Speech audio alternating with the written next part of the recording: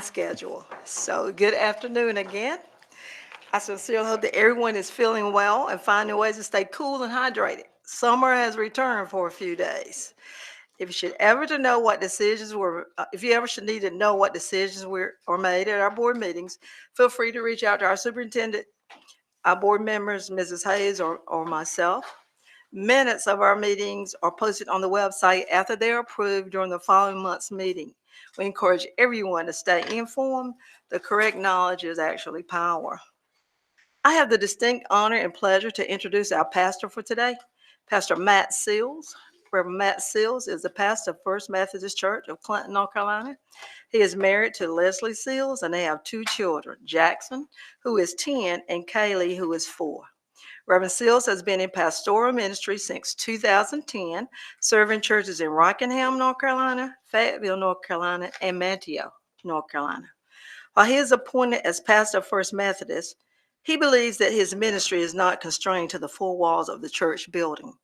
His calling is to make disciples who make disciples in Clinton and Sampson County.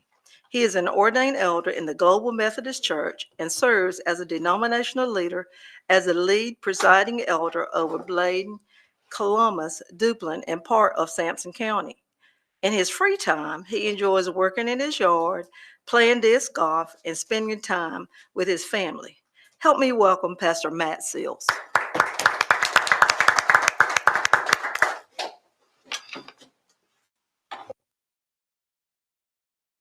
Thank you all. It's a joy to be here. Let us bow for prayer. Father, we do thank you for a cool place to come and to be together for a time such as this, to do the work of this school system. We thank you for your presence in this school system, upon every leader, Lord, in this school system. Lord, we just pray that you continue to bless this system, Lord. Protect our students, our teachers, our staff, our school workers, and all levels of our school system. And Lord, put a hedge of protection around them. The work that they do, Lord, grant your blessing upon it. And the work this board does this day, Lord, may your face shine upon it and be gracious unto us. For it's in your name we pray and ask these things. Amen. Amen. Thank you, Pastor Matt, for that inspirational prayer. Feel free to come back and join us at any time. Pastor Matt and Miss Diane Cox have a presentation for us while they're here today. Miss Diane? I'm going to ask Dr. Johnson to join Pastor Matt and Miss Diane at the podium. So for 14 years now, right, we have at First Methodist organized a program called Backpack Buddies. It began on a kitchen dining room table and is now all the materials and supplies are housed in Sunset School.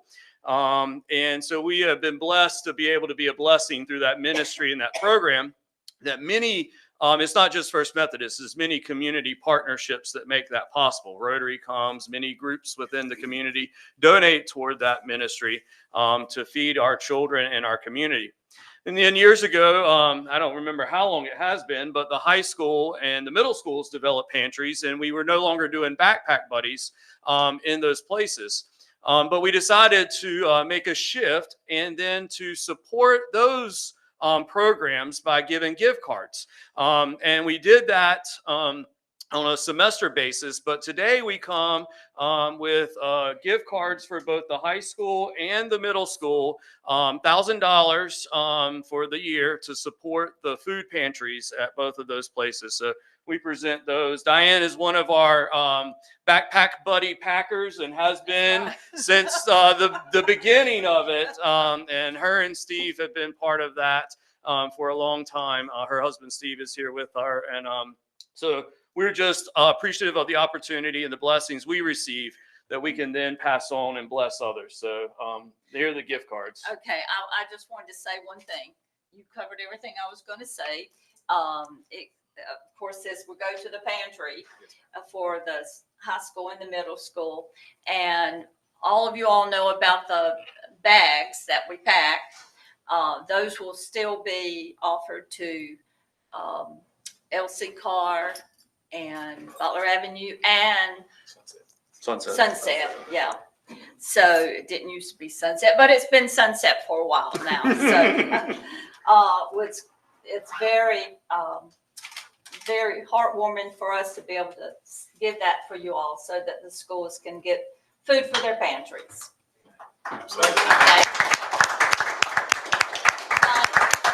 Thank you. Thank you. I'm gonna give it to the lady who's responsible for getting the foods for the, right here, this food.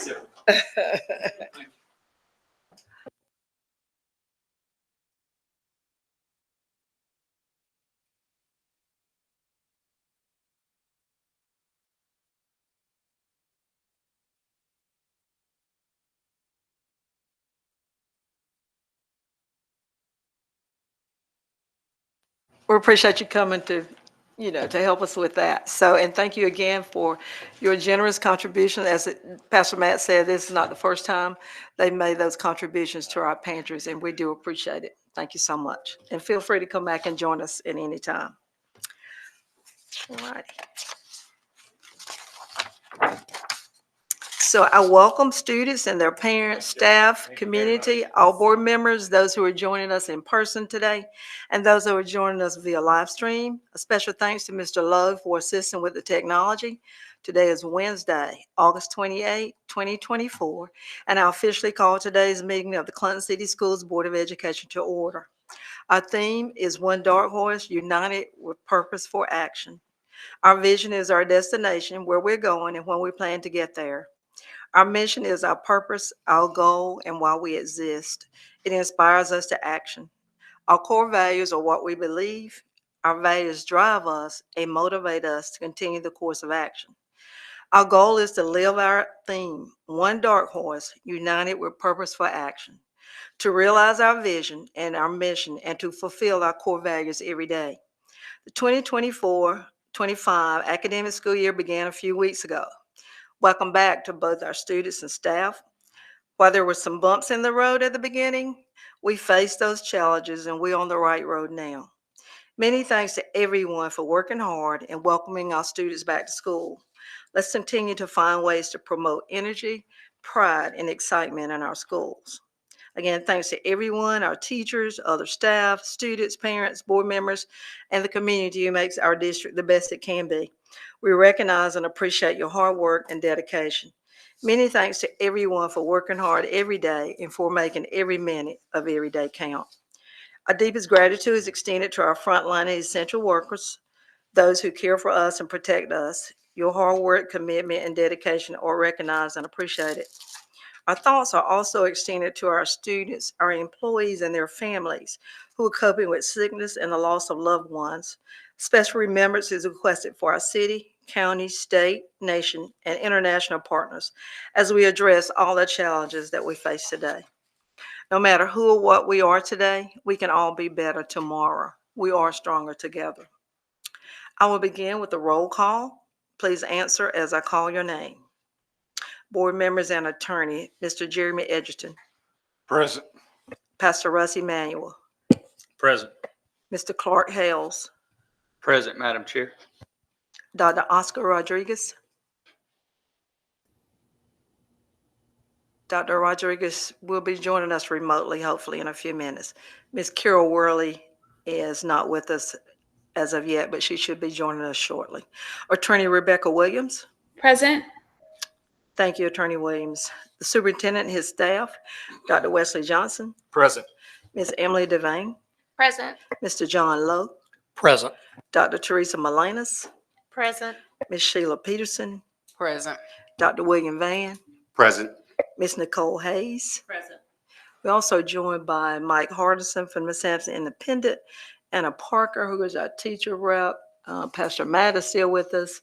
And we have another special guest, Pastor West, who is with us. We'll introduce him in a few minutes. And one of our tech specialists is here also, so welcome as well. All right, please stand and join me in reciting the Pledge of Allegiance.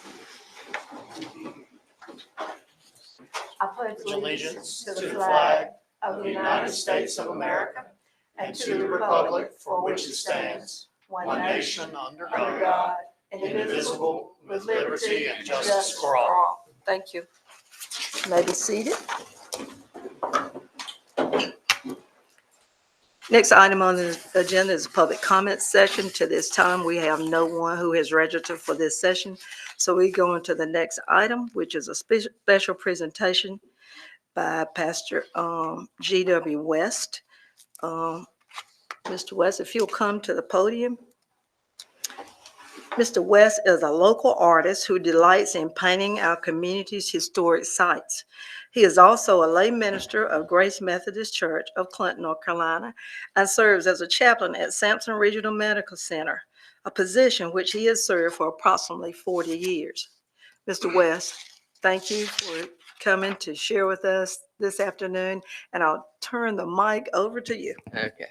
Well, I didn't come with a big speech or anything, but I just want to let you know that we appreciate all y'all do.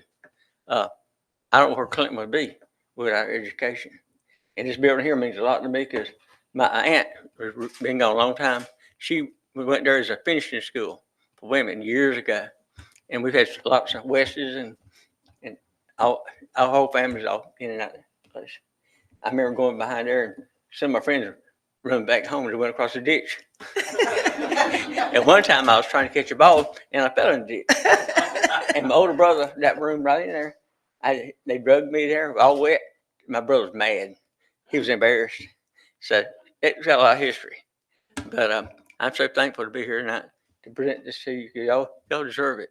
We need to tell people thank you. And our history is so important. I look around, I do things of barns and things, and it's just disappearing. Everything's changing from when I was a child. And I hate to see all those things go. But one thing's never changed, that's our community, our people, our friends. We need each other. It's very important. I got retired real early. At 27, I got hurt at the glass company in Clinton. The cable stamp dropped 5,000 pounds of glass on me. And it was the first day of my life I ever touched a pocket Bible, a little pocket. I couldn't reach it. But I said, Jesus, have mercy. And he had mercy. I stayed in Chapel Hill over about 2 years. And had 13 surgeries, lost part of 4 organs. And but God had mercy. Mm-hmm. And he sent me home and about 90 pounds lighter. I think from my organs and stuff. But anyway, but then with Mama cooking and everybody, I sort of got back. I've gained 60 pounds in a few months. The doctor says, what happened? I said, you told me to eat. And all my ladies at church, they live to feed me pies. That's a good thing about visiting sick people. Now you visit people, they're not home, they're working. So you just starve around here now. But I just want to let you know I appreciate doing this for y'all, and I just appreciate helping people. That's what I've been doing. I started drawing in the hospital. I had to do something or go crazy. The nurse gave me a little piece of paper. I sketched it. They did not look good when you're on morphine. But anyway, the stick people look fat. But anyway, I had to do something, do it. You know, got a little better. And I didn't know what I was doing because I was on morphine and stuff. But I started visiting the hospital. I was up and down, carrying out little cards I was making for people. And I reckon this is what the good Lord had me set for. And I've been offered churches and stuff, but with my health and all it is, I've been fighting cancer and different things and infections, but I'm still here. And if I can take a step, I'm going to try to help somebody. That's what I'm doing. And I went to the hospital one time, and the first time I went there, I didn't ask nobody nothing. I walked right on in there like I was somebody. Walked in there, have a bunch of cards. I stopped, smile, and they said, who's this crazy guy? That's all right. They watched me. I saw them watch me. So I make them laugh. Stick your head in the door and say, hey, with a face like hair, you got to smile at me. And I don't tote needles. So that was my argument. That's it. That's the training I had. But God has blessed it because I've been there 43 years now. The first 3 years don't count because I just walked in them on my own. They can't fire me because they don't pay me. That's job security right there. And I hope if you go around the communities, you go to restaurants and places, you'll see my paintings probably. And all my paintings have a little fish in them. That's little Jesus fishes. And the children have to find them. I got most restaurants and lawyers' offices. Try not to go there much. Yeah, but they're good. And doctor's offices and around and just different places. Wherever I hear someone say, this person did real good. This person's helping the community. That person gets a painting if I'm able. Well, thank you for having me here. And God bless y'all. Thanks, sir.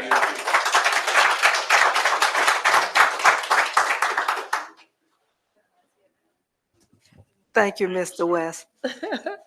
And you are a blessing to us. We do have 4 other schools. In your spare time, you can go around and paint those as well. They're part of the history as well. So thank you again for your philosophy and your beliefs in life. We appreciate you. Good. Very good. Very good.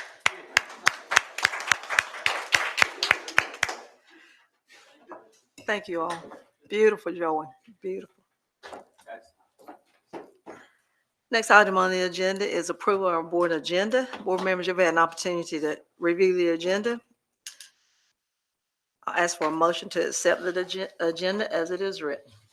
I'll make that motion, Madam Chair. Motion made by Mr. Edgerton. Can I get a second? Second. Second by Mr. Hales.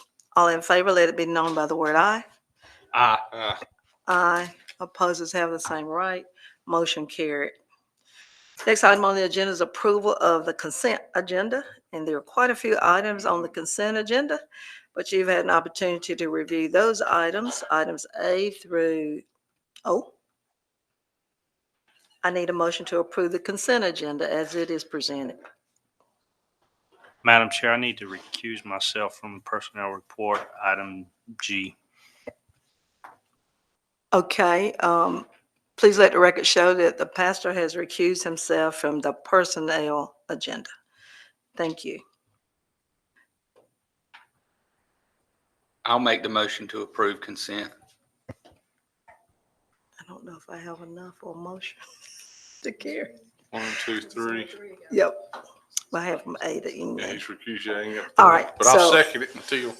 Okay, I have a motion from Mr. Hales that we approve the consent agenda, the entire consent agenda. The pastor has recused himself from O. You could- We can approve A through N. I have a, But we still don't have 4 for personnel. yeah, we're not gonna be able to approve the personnel, but we can approve the rest of the consent. All right, so all in favor of approving all the consent items except the personnel agenda, let it be known by the word aye. Aye. Aye. Motion carried. We'll have to come back and revisit the consent, the personnel agenda when either Mrs. Worley or Dr. Rodriguez attends. Thank you. All righty. Looks like the next item is Mr. Lowe. Thank you, Madam Chair. I have a few informational items for the board from Technology and Facilities for behavioral threat assessment and management teams required by the listed session law. Clinton City Schools selected Navigate 360. That platform will be rolled out. There's some intact training for all the members of those teams at the schools, and that will be sent out Tuesday morning, September 3rd, where they will be enrolled in those trainings for that particular platform and the associated behavioral threat assessment and management that is required now by the Center for Safer Schools. Speaking of College Street, Mr. Yes. West, we actually met with a gentleman, Holton Wilkerson, with Community Smith earlier today. We've had several different developers look at that site to make sure it continues to be put to good use in our community. And so we had a good visit with Mr. Wilkerson today. One of his statements he made is this place has a lot of promise. So I'm hoping we can establish a partnership there that can continue to make College Street facility a quality part of our community. Next new item is our open gate weapons detection systems are in place and operating daily at Sampson Middle School and Clinton High School. We have a 5th unit that is set up and staged and poised to be used for larger athletic events where the SROs deem that is necessary. The needs-based public school capital fund application window opened August 1, 2024. The deadline is September 13th, and Clinton City Schools will apply for funding for roofing projects and vertical walls at Sunset and all sorts of things that are deferred capital projects that we need, in hopes that there will be at least some money left outside of new construction this year and we can tackle some of those projects. HVAC renovation at LC Carr is moving along well. We've got some punch list items that need resolution and final commissioning. Butler Avenue is now over 375 days in damages. We attempted final commissioning Monday. They came real close. There's a couple of punch list items, but we did make some progress there, and we hope to wrap it up very soon. And I've got a newer graph of our solar photovoltaic system at Sunset that shows you we're still in the green most days, where we're producing more energy than we're consuming. I would just like to keep you abreast of that. And the final item, the technology team selected 1Password for enterprise passphrase management. I think it's going to help us tremendously, because literally it's what it's named. You'll need to know one passphrase, and then it'll store cryptically all the other passphrases you need to use. And the tech team can help you recover your one passphrase if needed. And I think that's going to help our staff manage all the different platforms we have to log into on a daily basis. What's the penalty so far? I have not calculated it, but at $250 a day. It's a times day. $250 per Okay, day, and it was not listed as work days. It was calendar days. So we'll find out once we can close that project. Then the construction management firm will calculate what is owed in liquidated damages, and that'll reduce our final But- payout by that amount. They are having conversations, and have they just been ignoring you until recently? Well, they ignored me for a little while until I threatened to contact their surety, which means they would lose Their over bond, $1 million yeah. in the bond, and that prompted a little more action. And so we also had Attorney McPherson reach out to their attorneys, and that helped as well. Okay, just remember them and don't put them on the next list. Any other questions? Thank you. Thank you, Mr. Lowe. When will the needs-based capital, I guess, when will they let you know whether you've been awarded a grant or not? They never published that date because it depends a lot of times on the number of applications, but generally we will know by December most years. Yes, ma'am. Thanks, sir. Keep us posted. We're going to give Ms. Worley a few moments to get settled. We're glad you're here. We're going to need your vote on the personnel agenda in a few minutes, but we'll move on to Dr. Van and let him do his student services report. I hope that all of you are well. I have a quick updates for you all tonight, starting with our Safer Schools grant. When I wrote this, we had not yet submitted a grant. However, since I wrote this, we have submitted a grant for one additional SRO. This will allow us to have full-time SROs at most of our schools in a split between LCK and Butler Avenue. When we last talked, we also talked about our elementary ALP site visit. We are working to schedule that visit. However, Pitt County, their staff just returned recently, and their students came back for the first time this week. So we're allowing them an opportunity to get settled. However, we have been in conversation with them, trying to get an upcoming visit. As soon as we schedule that visit, I will send a message to everyone involved so that whoever wants to go will have an opportunity to go as well. Our mentoring program, this is still a work in progress, but we are making progress. I just wanted to emphasize that this program will be available to all students within our district. We are exploring options for males as well as females, trying to be sure that we have a comprehensive program.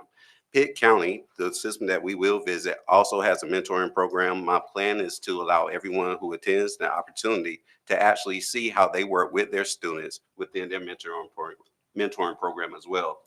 To ensure that we have a plethora of people to choose from, I'm reaching out to local organizations such as fraternities, sororities, anyone who is willing to help us anyone that can have a meaningful and positive impact, we want to involve them as well.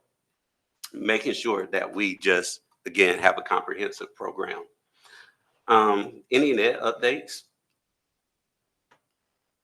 This was sent out recently, matter of fact, today. The Cohary Tribal Center is having a social on August 29th. The community feed begins at 6:30. What the community feed is where people actually bring different dishes to the community feed. It would be great if we can have representatives from all levels within our district to show up and just continue to build that partnership so that we can ensure that that work that we did last year does not go unnoticed and continue to build upon the impact and the work that we had last year. Again, if you are interested, anyone in becoming a mentor, please reach out to me or First Sergeant Joseph. The more the merrier. We do want people to assist us. We are asking people to come in just to help us out. We do think that this will be very beneficial to all students in our school system. What questions do you have for me? Any questions for Dr. Van? Can you describe the mentoring program a little bit more? Like, what's the time commitment? What duties, activities are you looking for? We're still With building mentors. it. Again, it's still a work in progress. What we're looking for is a group of individuals, males and females, to come in during the school day to support our students. Meaning they may just need someone to talk to, someone to help them along with a variety of things. We do want it to be, again, a comprehensive program. We don't want it to be anything that is not beneficial, of course, to our students. And we do not want to pull them out of their core classes as well. So we're trying to figure out times in which it would be best for the mentors to come in and work with the students. But again, we're looking for individuals to assist us as well. So the more people we can get in, the quicker we can get our people built within our mentoring program, then we'll be able to start having a more meaningful and positive impact with students. So do you have an organizational meeting plan just to kind of lay out your vision, or how does that work? How would one know that what's going to be the expectations? So we are, again, continuing to build it, guidelines, rules, regulations. What I really want is to piggyback off of the Pitt County program. They use 2 individuals to service a group of students. My plan is to have our staff and our team look at what they are doing and trying to mimic that program. If we can get individuals in, again, the more the merrier, that would be helpful. But I'm also planning for if we do not get the numbers that we want, how can we still have that mentoring program and still have a positive impact on students? So once we visit the center, again, I have asked for the mentoring program to come on the day where the mentoring program is actually happening. What they do, again, and what I would like for us to copy and improve upon is have that group of individuals. And again, if we don't get the numbers that we want, have our people who can work with the students. Thank you. Other questions of Dr. Van? I'm sure you've reached out to them, but a couple of organizations have popped in my head since you've been talking. The Chamber. I don't know if you've reached out to the Chamber. I have not, but I will. That would probably be a good organization to reach out to because they've got a broad scope on local businesses that might have folks willing to help. And then, of course, civic organizations. I'm sure Kiwanis, Rotary, Lions Club here in town, those, just some recommendations if you've not reached out to them. Thank you. Thank you, Dr. Van. Board members, we're glad Ms. Carroll is with us. Welcome. Let's go back and approve the personnel agenda that is a part of the consent agenda now that I have enough votes. So I need a motion to approve the personnel agenda that's presented in the consent agenda. I'll make that motion. Motion made by Mr. Edgerton. Can I get a second? Second. Second by Mr. Hales. I think I heard him first. All in favor, let it be known by the word aye. Aye. Motion carried. Thank you, Dr. Rodriguez. All righty. Thank you, Dr. Van. Let us know when you get that up and going. I'll be glad to do what I can to help you out. Thank you. All right, Dr. Johnson. Thank you, Madam Chair, members of the board, guests. It's always great to see each and every one of you here this evening. We will start. I wish I could be as short as brief as my fellow constituents here, but don't think that I am. So we're going to just jump into the good news. You always know that we like to celebrate our good news. So if you will, Mr. Lowe, if you'll open that review of shout outs. These are, if y'all remember, we've been on a summer hiatus with our shout outs for a couple of months, but these are sent out each Monday to our entire staff. I think the board also receives those messages, but this is just a review of those and something that we sit and talk about in cabinet. And so this goes back for the whole month of August. So data managers, the first shout out was to data managers and counselors and others who have been working diligently to learn the new student information system. I have several pages of notes here from LEAs and PSUs across the state in regards to some concerns with Infinite Campus. So we are thankful that our data managers, counselors, and teachers have been working diligently to learn that new system, despite some hangups. Our custodial teams did a great job this summer. They worked together as a team, and then there was some work at the very end because there had been a great amount of construction done at LCK for the HVAC project, and so they all kind of kicked in. I think worked some Saturdays there at the very end to get LC Car as close to as ready as possible. So a big shout out to our entire custodial team.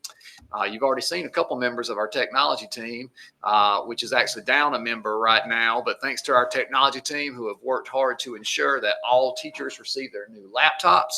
And so that was one of the things that the board approved, that all of our teachers got new laptops, and we appreciate that. And they have been distributed. We had a big shout out to Mr. Green. As you know, he's our new principal at the high school.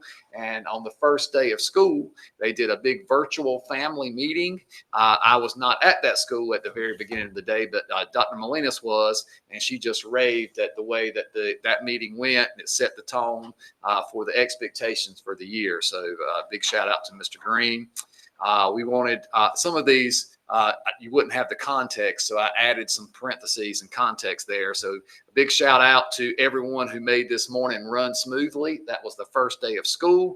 Things went well at all 5 schools. We also wanted to thank the Clinton Police Department for their support. When I stopped by at Sunset today, I saw the car there today. So they're always there to assist with traffic, and they were instrumental in helping traffic move along on that first day of school. Moving on to the second page, a shout out to all staff for ensuring a safe and productive first week of school. This was the Monday after the first week of school. So we wanted to shout out that we thought the first week went really well. Kudos to Mr. Lowe and Ms. Kimbrough for all their hard work with Infinite Campus. I don't even know that John could even share how many hours he has trained or been working on Infinite Campus, but it's probably several days, not hours, that he and Cheryl have worked on Infinite Campus and the training that they had to do. And then a huge shout out, this was from this week, to Miss Beth Davis. She is the EC, one of the EC self-contained teachers at Butler Avenue, and she'll be representing Clinton City Schools as our educator of excellence at the upcoming EC conference in November. And then I always include the little, she has them at the top of the page when she sends it out, Teresa, but I always like her little, what do we call those, Teresa? Banners, we'll call them. And of course, we wanted to remind everybody to have a relaxing Labor Day. That was from this Monday, as we have Labor Day next Monday. So we'll send out our weekly update on Tuesday of next week. And we appreciate everyone that adds to that and who participates in that. Now just regular shout outs. And so for the second year in a row, John, if you'll just open the one that says actual slide. The first one is the actual presentation. It's a pretty long presentation, but Catherine, Superintendent Truitt, selected one district per region. And for the second year in a row, Clinton City Schools was the district she selected to highlight. So I think that's pretty impressive. You can see what she highlighted in her report to the state board. This is in regards to our K2 data. District was Clinton City, performed above the state at or above benchmark percentage in K2 in all subgroups. Our American Indian subgroup was 84% at or above benchmark. And we were continuing to provide consistent PLCs and PD aligned to the science of reading and data analysis. K4 teachers are implementing Amplify Burst intervention to close gaps. So again, second year in a row, highlighting the data to the state board. She used Clinton City's K2 data. So I just wanted to celebrate that and thank Superintendent Truitt for doing that. We published our second newsletter. I think you probably all have received that. Dr. Brunson knew where to look this time. And but what we do each time is Ms. Iverson puts my good news together into a newsletter, and then we shoot that newsletter out to all of our constituents. And so that's actually last month's good news. And then she'll take the good news from this month and she'll put those together into the volume 3. And then she highlights some additional pictures and some things. So big shout out to Miss Iverson for doing that, and for Miss Peterson making sure that she gets that done. Big shout out to Trip Gillespie. Trip and his sisters, Olivia and Evan, they started this, speaking of 12 years ago. Trip and Olivia started, and then Evan came behind her, and now Trip. Each and every year, they collect items to distribute now in our pantries. But Trip collected a total of 8,498 items, and has already shared those items with our pantry. So big shout out to Olivia, Evan, Trip, and then I also included Perry and Anna. Of course, Perry works for us as a middle school teacher, so a big shout out to their family and all that they've contributed over the last 12 years. If you remember, I showed a clip a couple of months ago of Olivia. She's still doing this project down at college. So it's just really a big portion of their heart, and we definitely celebrate their family for the work that they do. John, show the photo first, I guess, on this one. So we have a couple of former Dark Horse students that are now part of the Transformational Scholars Program. So you have 2 students. Lily Williams is on the far left. Lily, and then you have Lacey, she's the third one, yes, 2 over from Lily. They are part of the Transformational and also Transformational Scholars Program and the North Carolina Teaching Fellows, and they recently went to Costa Rica. So John, if you'll now exit out of that and open up the video, they are not the one talking in the video. It's actually one of their colleagues. This summer, I was one of 8 transformational scholars to travel to Costa Rica, my first study abroad experience. During these 2 weeks, we took intensive Spanish classes, and I do mean intensive. By the graduation ceremony, we were able to speak fully in Spanish, and this was only one of the many confidence boosters we all had on this trip. We also took cooking and dance classes to immerse ourselves in Costa Rican culture. To immerse ourselves further, we took several excursions through Heredia and Samara, from exploring lush rainforests to visiting vibrant local markets. Each excursion was a unique adventure. These experiences broadened my understanding of Costa Ricans' biodiversity and culture and reinforced the importance of hands-on learning. Speaking of learning, we all spent 2 days working with a local preschool, which was one of the most fulfilling parts of this trip. I am so grateful to the college education for this transformative opportunity.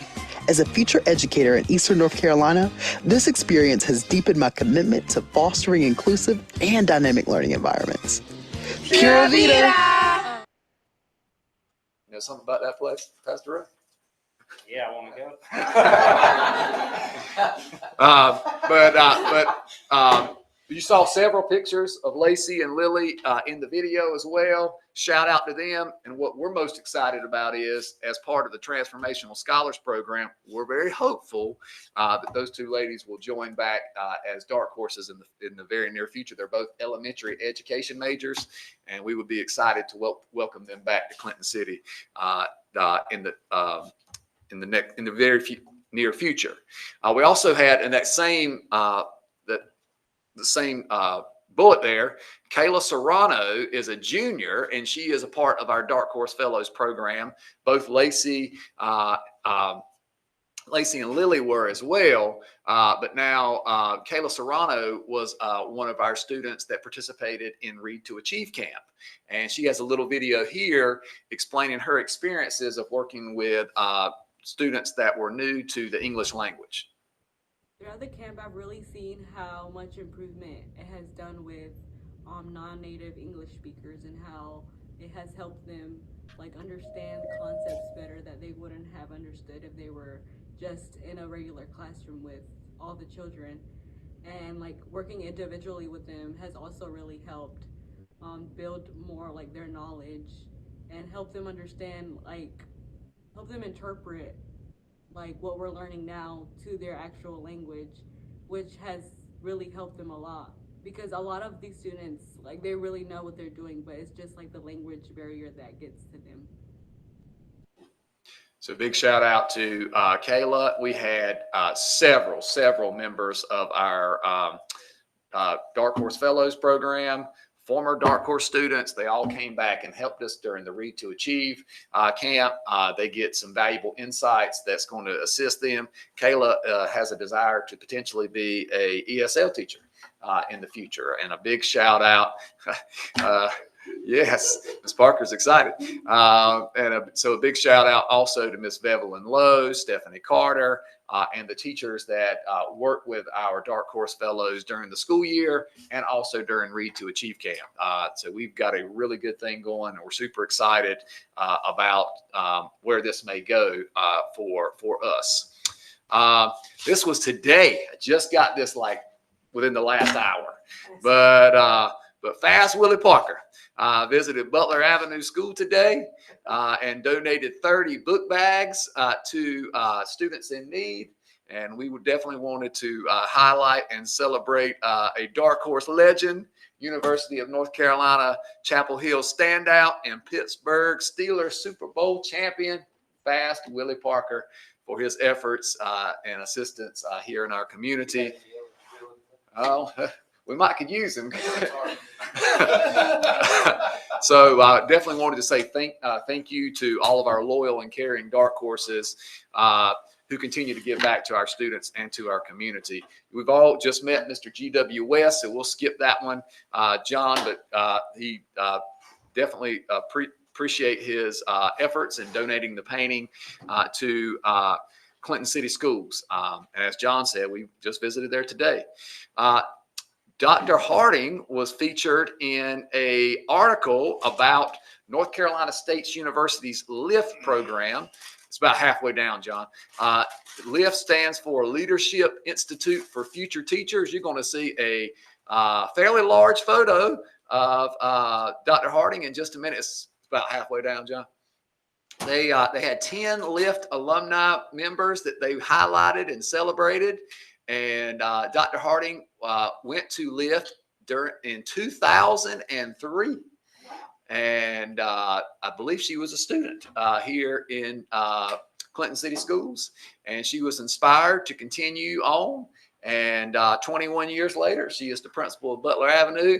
And it's just a little snippet here. LIFT empowered me to become the leader I am today. The opportunities I've been awarded have been because of the skills and knowledge I learned through LIFT. Additionally, being a first-generation high school graduate on my mother's side of the family, LIFT motivated me to keep thriving and let me know there was no limit to what I could achieve.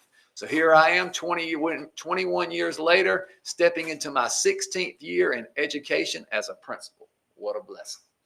So thank you to NC State for highlighting the work that we're doing here in Clinton City. We've talked about this a little bit, but we are actually forming a partnership with the University with North Carolina State University, and we just signed a letter of support this week. So they're continuing to do great things, and we want to be a part of what's going on at NC State University. We had a big celebration for our beginning teachers and new hires. And then on one of the last days, we did a tour of the community. We took them to several of the places where our students live. We took them, Greg was kind of responsible for getting them around the district. So y'all know Greg's personality. We went everywhere. But then Greg had arranged us to a trip to Simply Brewed, where our students, where our BTs and new hires were treated to coffee and smoothies. And so a shout out to Simply Brewed for assisting us with that. And I believe, if I remember correctly, I think Principal Dirks paid for it all. Hey, just a plug right there. Their Costa Rican coffee there is excellent. Costa Rican coffee, yes. And we just saw it all about Costa Rica a while ago. A big shout out to a couple of different churches. We have a lot of, we just saw, the community support we have here in Clinton City.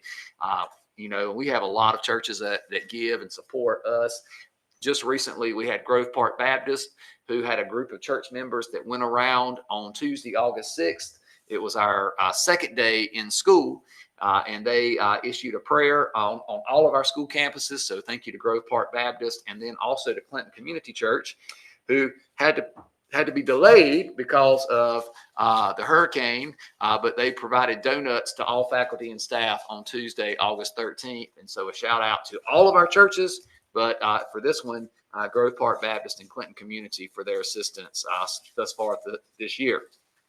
Also with that, special shout out to all of our families. We kind of had to put it, because of the tropical storm, the hurricane, we had to kind of shift open house and orientation because emergency management decided to use our high school for shelter. And because of that, we had to kind of shift what we were doing.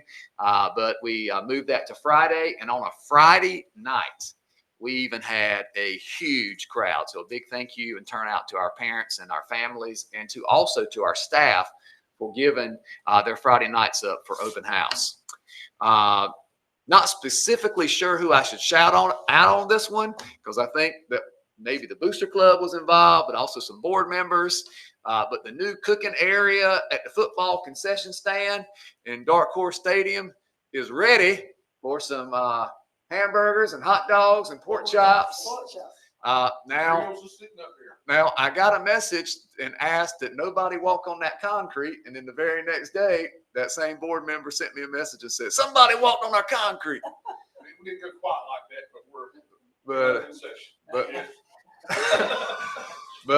but we're glad to have it in place, and looking forward to a successful cooking season.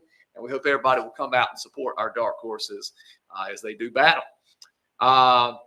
Also want to thank our Board of Education for their assistance and help in designing a back to school gift for our teachers. So all of our teachers received a $25 gift card for Walmart or Sam's that was to assist them with needed classroom supplies. Those were distributed, and we hope that they were utilized and was met with. I've got a card right here that I would like to read to you in regards to that. So this came from Miss Courtney Bebo. She is the avid teacher at our middle school, and it said, "Dear members of the Clinton City Schools Board of Education, thank you for your generous donation to my avid classroom. The 24-25 school year is off to a great start, and your contribution makes a meaningful difference. Your support is truly appreciated, and I'm grateful for your dedication to the staff and students of Clinton City Schools. Sincerely, Courtney Bebo, SMS Avid."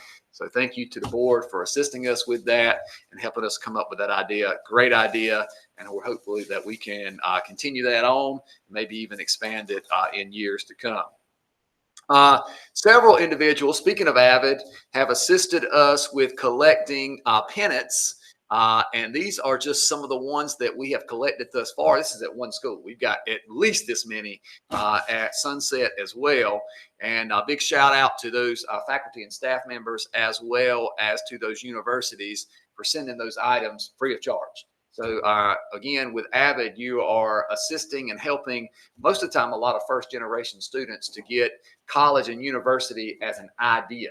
And that's why you want to start it early on. And so just seeing these universities and seeing these pennants helps to get them excited about the college and universities. So we're excited to be able to do that. And you'll see those in hallways as you move in and out of our Sunset and the middle school.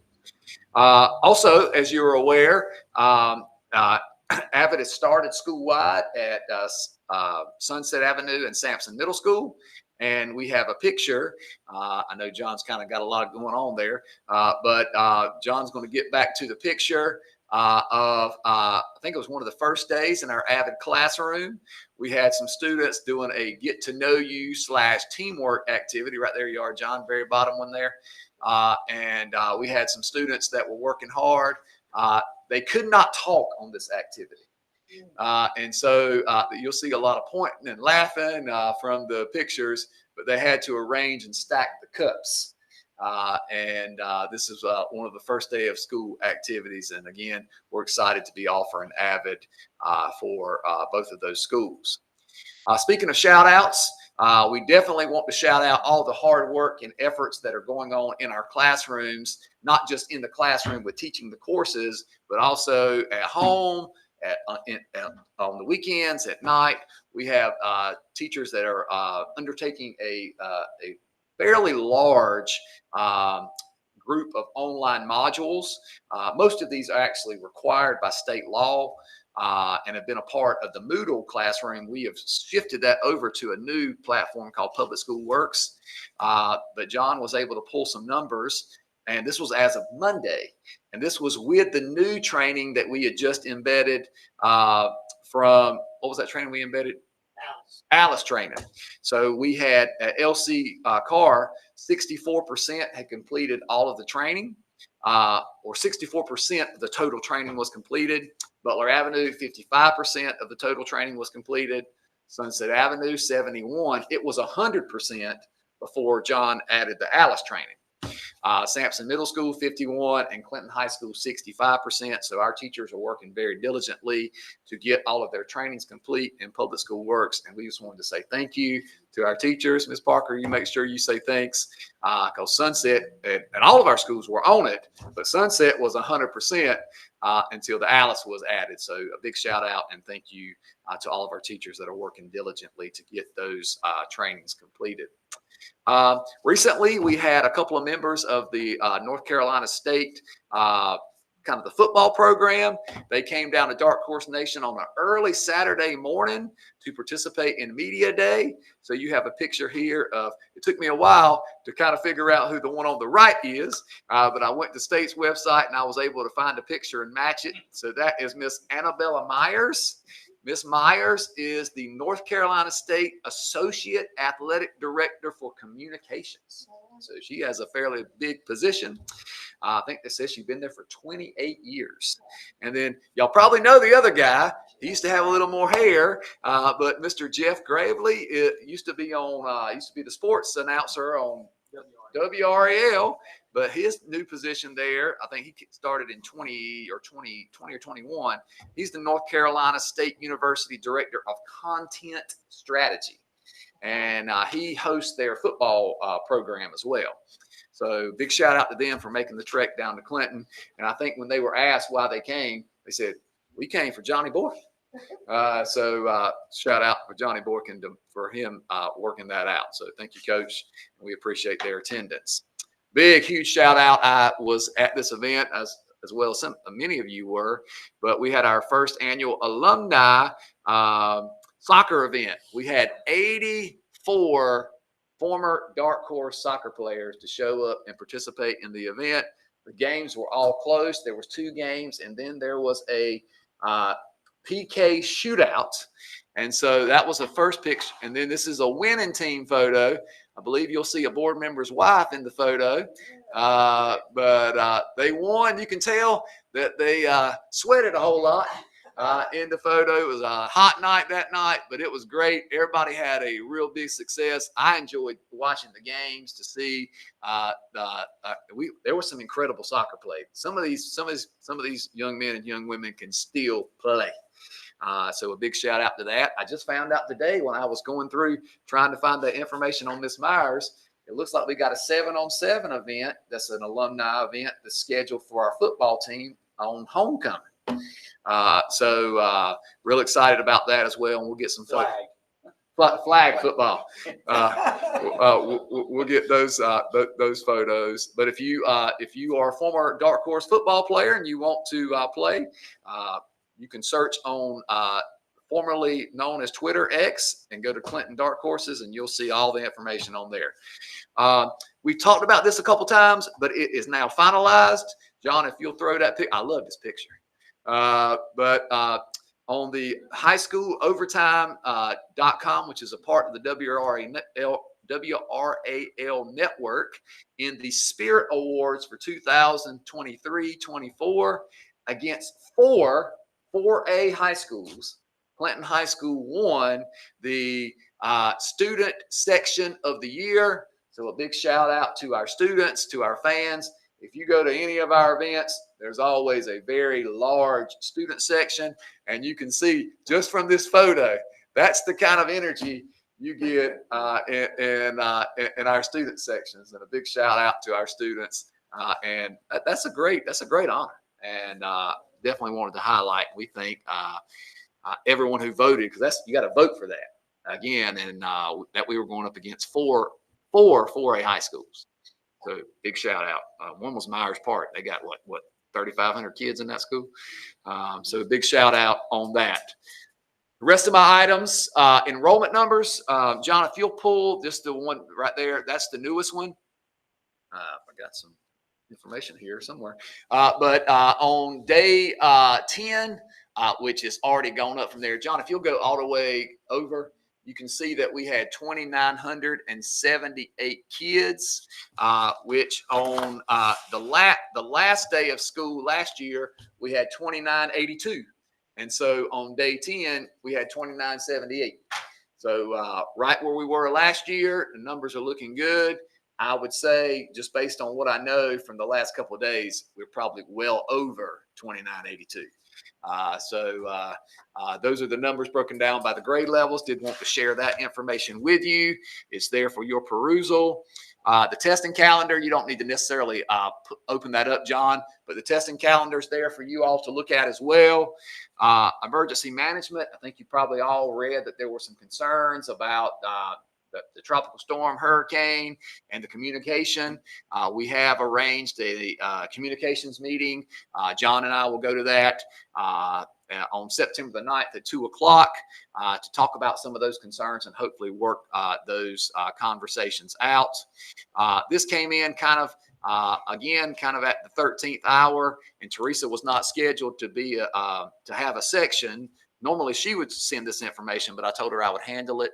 Didn't want to give the student's full name, but we have a former Dark Horse that graduated in 2009, and she is completing her doctoral program. So kudos and celebrate her. Keep it going, Miss Newton. But for the past 4 years, she's been gathering research for her final capstone project. The title of her project is an applied research study on improving parental engagement at a school in rural North Carolina. And she's going to be working here with Clinton. Well, she would like to work with Clinton City Schools. And what is she going to be doing? She's going to be interviewing at least 5 families, sending a survey to 15 teachers and staff, and a third form of research, which can be a focus group. Data collection is completely anonymous and will be completely virtual. And each teacher or parent who completes the survey will receive a Dunkin' Donuts gift card. So just wanted to highlight that information for you all. Don't think any of y'all probably have a concern with that, especially since she's one of our former students. And we shout her out and say, keep going, you're doing great, keep it up. Last year, we participated in this event at Sampson Community College. This is the first year we've been invited to participate in the event at East Carolina.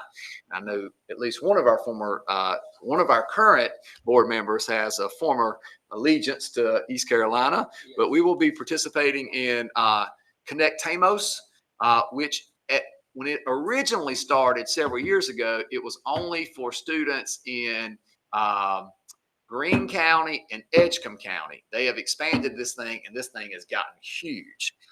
So it is now just a big, huge event for anyone interested in East Carolina. It's going to be, and John's opening the flyers on October the 10th at 4:45 to 8 o'clock. And since we were involved with the one they had here on the campus of Sampson Community College, we are now been asked to be a participant on the on-campus event. And we will be sending a bus. We already have students that have signed up for the event. And I just wanted to let you know that we are participating in that. It's for all students, not just Spanish speaking. At one time, it was just Spanish speaking, but now it's for all students. And like I said, it has become a very Just seniors, juniors and seniors? juniors and seniors. Juniors and seniors. And they'll do another one on campus at Sampson Community College. That's for middle school and high school students. Okay. That event is just for high school kids. So I wanted to share that with you. Just wanted to remind you, because we shared some test scores with you last time. Just wanted to remind you that those test scores are still embargoed till September the 5th. We will have some additional information for you at the September board meeting. What we'll do at the September board meeting is I will ask, we did this last year as well, I'll ask Ms. Kimbrough to have some comparable like numbers for you, so you can look at other city schools, you can look at other districts in our region, and you can kind of compare how our students are doing compared to other students from city schools and other districts in our region. That's always very good information to have and share. So we'll have that for you at the September board meeting when it's finalized and when it becomes available for public viewing. Wanted to remind everybody, we've talked about Dark Horse Fellows already. We are in the midst of a challenge grant, and we are needing and asking and begging and pleading that we need at least 50% of our staff to donate any amount of money to the Dark Horse Fellows, the 501c3, which is called Dark Horse Futures. But if they donate at least $25, they don't have to donate $25. But if they do donate $25, they are going to get to leave a half a day on one of our optional work days. Those are our optional work days this school year. And again, we need 50%. If we get 49%, we do not receive the money from the anonymous trust. And when I say money, it's not $5,000. It's $100,000. So we really need 50% of our faculty and staff to get involved. We have members of each. We have at least one member at each school that is aware of this. They're internal. They're working to get that, and we are very excited that we even have this opportunity from the Anonymous Trust. But I did want to share that with you, that we do have that challenge grant that is ongoing. Do we know how many? So there's probably nothing keeping track. We got we're keeping track. John's got it. What's our participation rate so far?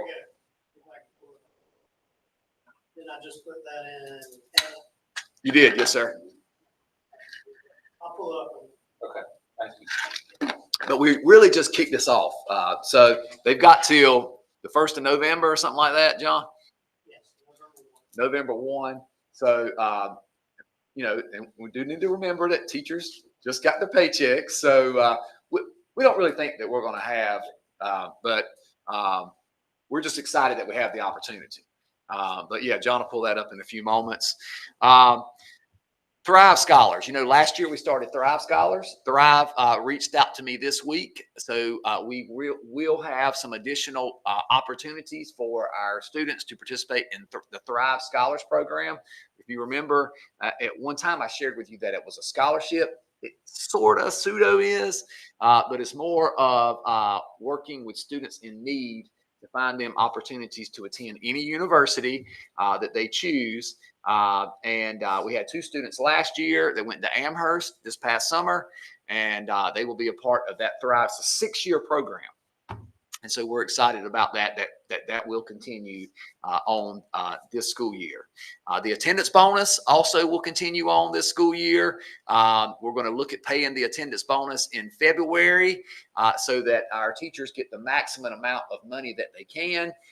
Because if we lump it in with the additional state bonus, then that's going to be more heavily taxed than if they just get the $500 just, in February with their normal check. So we're going to pay the attendance bonus in February and in June this school year.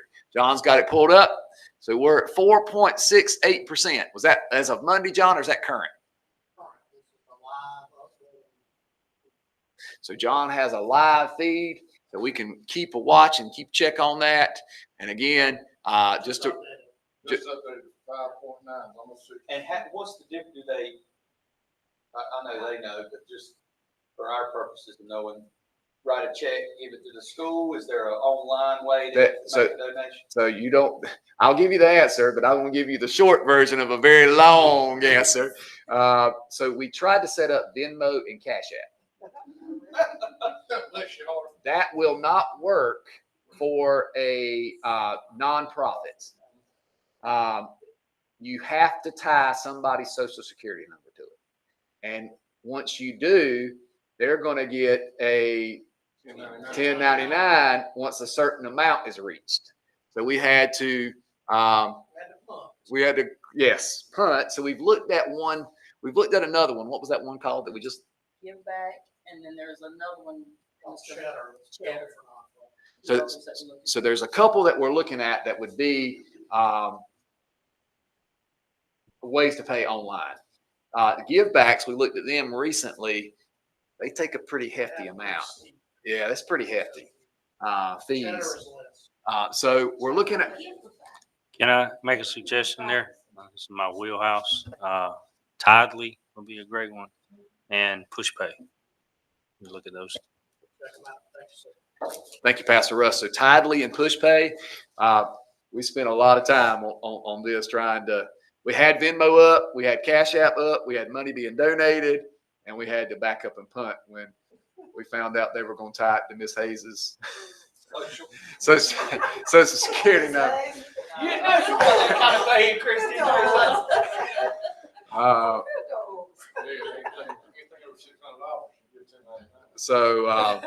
But again, so right now, cash and check.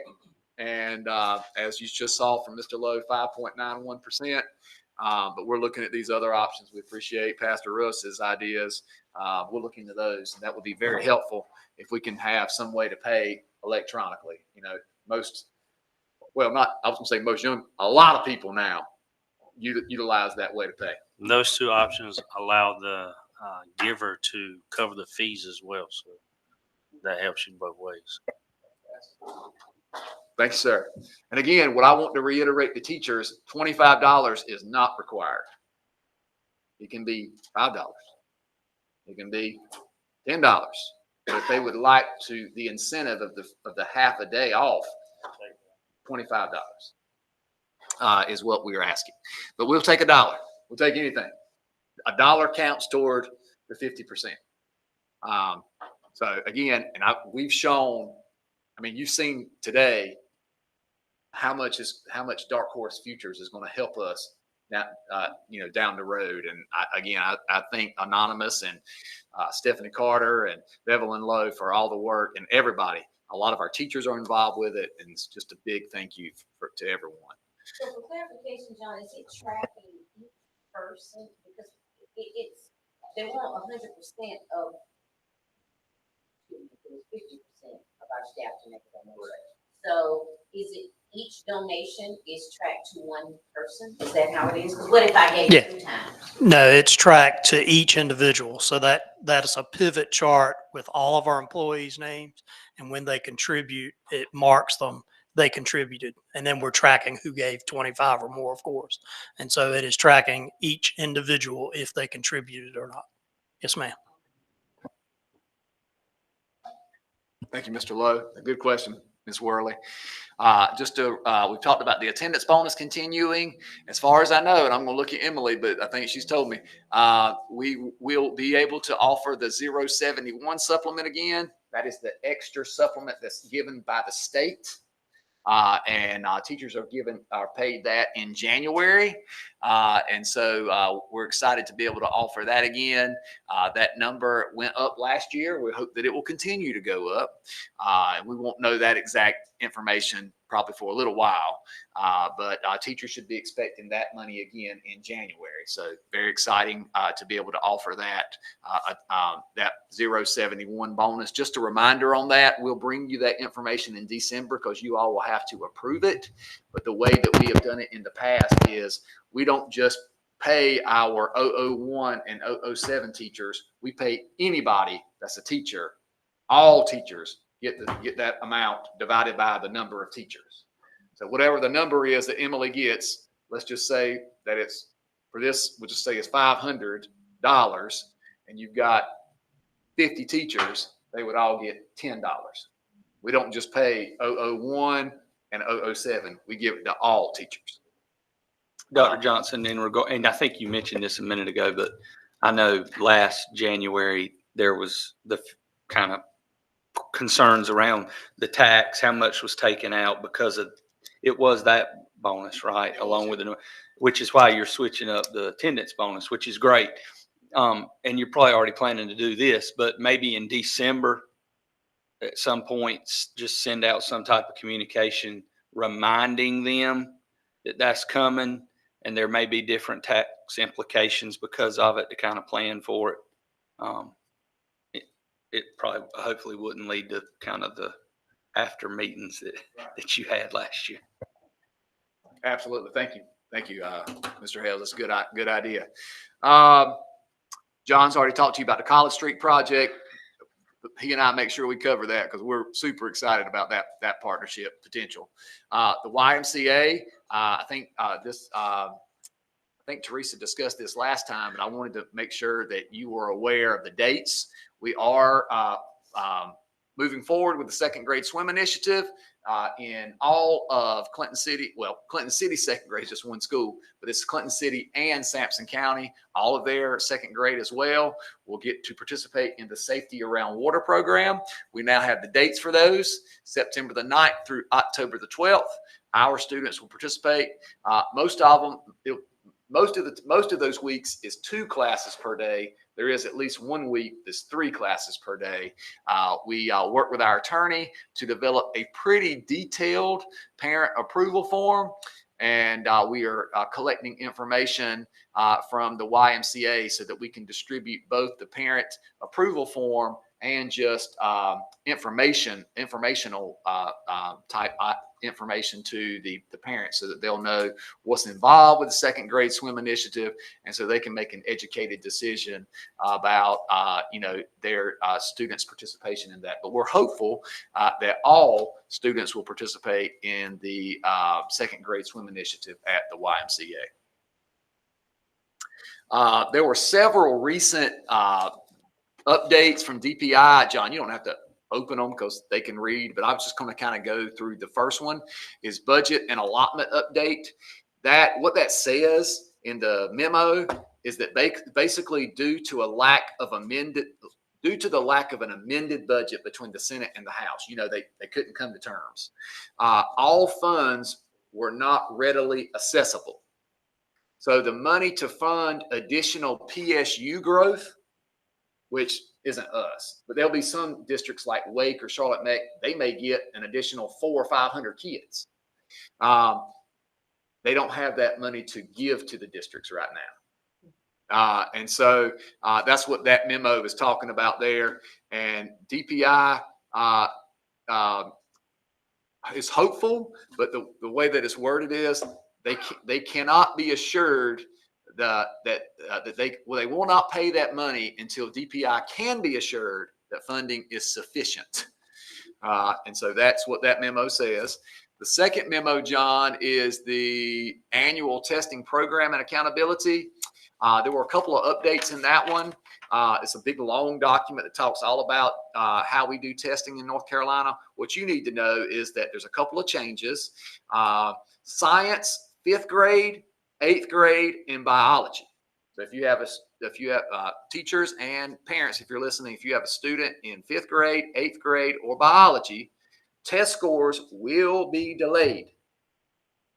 When and why do we delay test scores? As a former accountability person, I know it's because it's a new test and new cut scores have to be determined. So once everybody is tested, the psychometricians at SAS will determine what the level 5 cutoff scores are, what the level 4 cutoff scores are, what the level 3 cutoff scores are, and then the non-proficient scores. They don't do 1s and 2s anymore. They just do non-proficient. So those test scores in 5th grade science, 8th grade science, and biology will be delayed. And when we say delayed, they may be significantly delayed. So explain that again. You said they're delayed because they have to come up with these cut scores. If the testing will take place in May, and it just may be me, because I don't know what they do with these calculations or whatever. That just seems like an extremely long time to come up with a formula. Bell-shaped curve. Okay, but I mean, we can do a bell-shaped curve. I mean, I'm trying to figure out what takes so long from June, July to maybe releasing in August. They have to have everybody test in the whole entire state. And then they have to determine that the bell-shaped curve that you get, only so many 5s, only so many 1s. And so they develop those cut scores based on the bell-shaped curve. But we all have this cutoff, the testing, we all have to test by a certain time. So it's not like some people are testing in June, everybody's finished around the same time. There'll be some people, there'll be some people testing in June. Like we get out in May, but it's not required to get out till June 10th. And so there'll be some people that test probably up to June 10th. And also would it be impacted by the year-round people as well? Yes, maybe? yes, Okay, yes, ma'am. And then all of that stuff will go to SAS, and then some very, very smart individuals will sit down and look at all of those numbers, and we'll decide, how many fit into the level 5, the level 4, the level 3, based on the bell-shaped curve. Basically. Yeah, and I understand that. I guess for me, I'm thinking, and I don't do the work, so I'm not one of those very smart people that's up there doing those calculations, but this is nothing new in my mind. How I look at this is something that we've been doing for years and years. So there ought to be a formula in place. If it's this many 5s and plug in the numbers, the formula ought to kind of tell you what the curve should be. And I know you don't have the answers to this, but as from where the seat that we sit in and the seat that you sit in, it's extremely frustrating that you got to go into a new school year and with delayed test scores. So you start the year and you don't even really have the information from the previous year. You're making plans and moving forward without the data. Yeah, I completely agree with you. Because those same kids won't take the test again. Yeah, but it is a new test, and from what Teresa shared with me, it's some pretty significant changes to like the content. So it'll be like all different types of questions, and they may even be some deeper depth of knowledge type things they have to do. I think it's going to be pretty significantly different. And when I hear you talk about the type of question, from what I understood you to say, they're not analyzing the questions. They're just looking at the scores. These people scored 5s and these people scored 4s. Doesn't matter what the question was if they're only looking at their test results to try to put them on a bell curve. Part of it is they will go through and verify the validity and consistency in response on the questions, and that takes more time than just establishing the bell curve. But since it's brand new, and there may be questions that they didn't decide, it was so terrible that obviously that question we just need to pull out, and then you have to adjust the whole thing again if you take one out. And so it does take some time. Well, that makes a little bit more sense. Thank you for sharing that, John. And that goes back to Dr. Melanis, what you said last month when we were looking at the graphs of some of those test scores. A these are the subjects that kind of jumped off the page a little bit in terms of our numbers, how successful we looked in the test results. But that could change depending on what Dr. Johnson just said about the rigor of the testing, right? Absolutely. So the standards are changing. So this is the first year of new standards. And the way the standards have changed, they've not only got the content knowledge, they're also adding in the science and engineering practices. So how do I apply that knowledge? So where science has been very heavily vocabulary specific and just if I know it, I know it. It's now I have to know it and I have to be able to apply it or realize how it is applied in certain situations.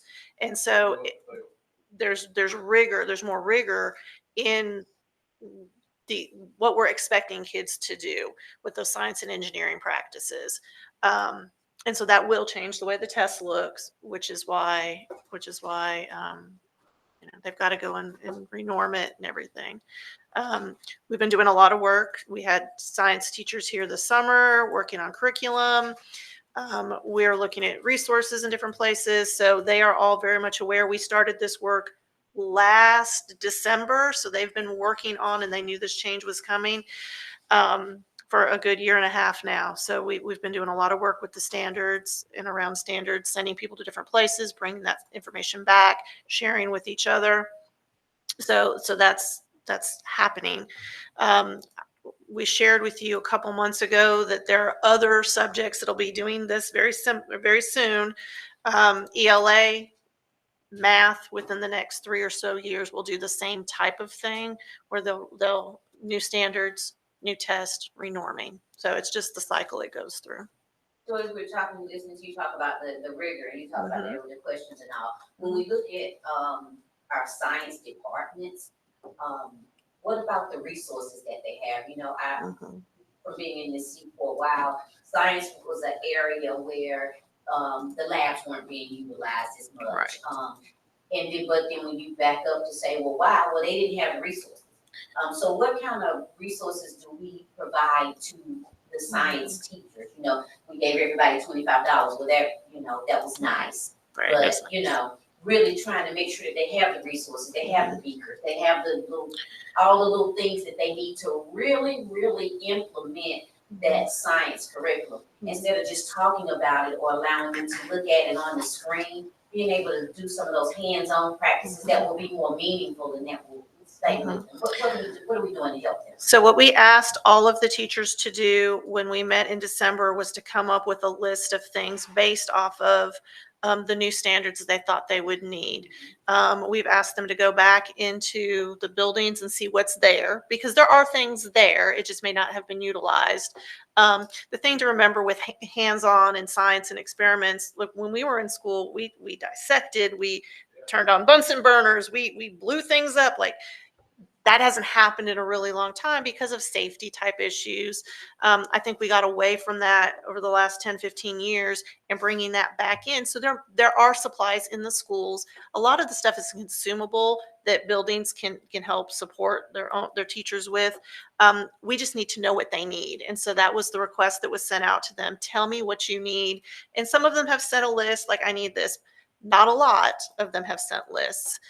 Some of the things can be simulations that are done virtually on computers, computer type simulations where students get in there so they don't actually have to touch and we don't have to purchase some of those things. So there are lots of options. It's just a matter of them coming up with what they need. And they don't necessarily know what they need yet until they start teaching and pulling out what's going to fit with the standards. So I think we'll see more requests as we go through this year and they start getting into the curriculum and aligning labs with different standards. But right now, I don't know that they know what they need yet, if that makes sense. I think high school will see mid-year at the end of first semester, there'll be some requests for things like I could have done this, but I need X, Y, and Z. So I think we'll see mid-year more requests for supplies.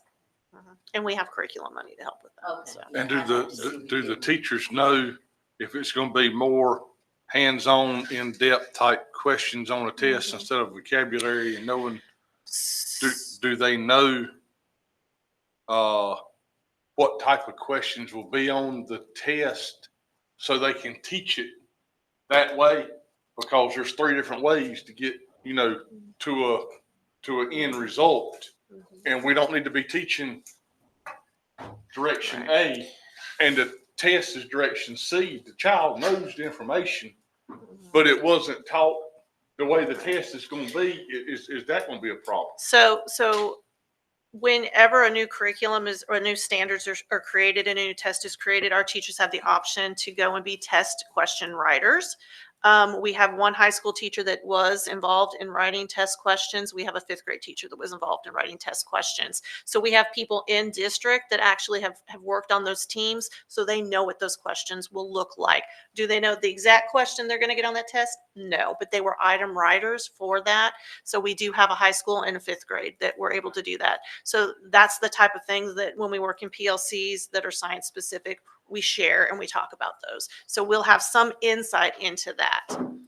So that will help for sure. Back on what you're talking about, Jeremy, we just talked about that it's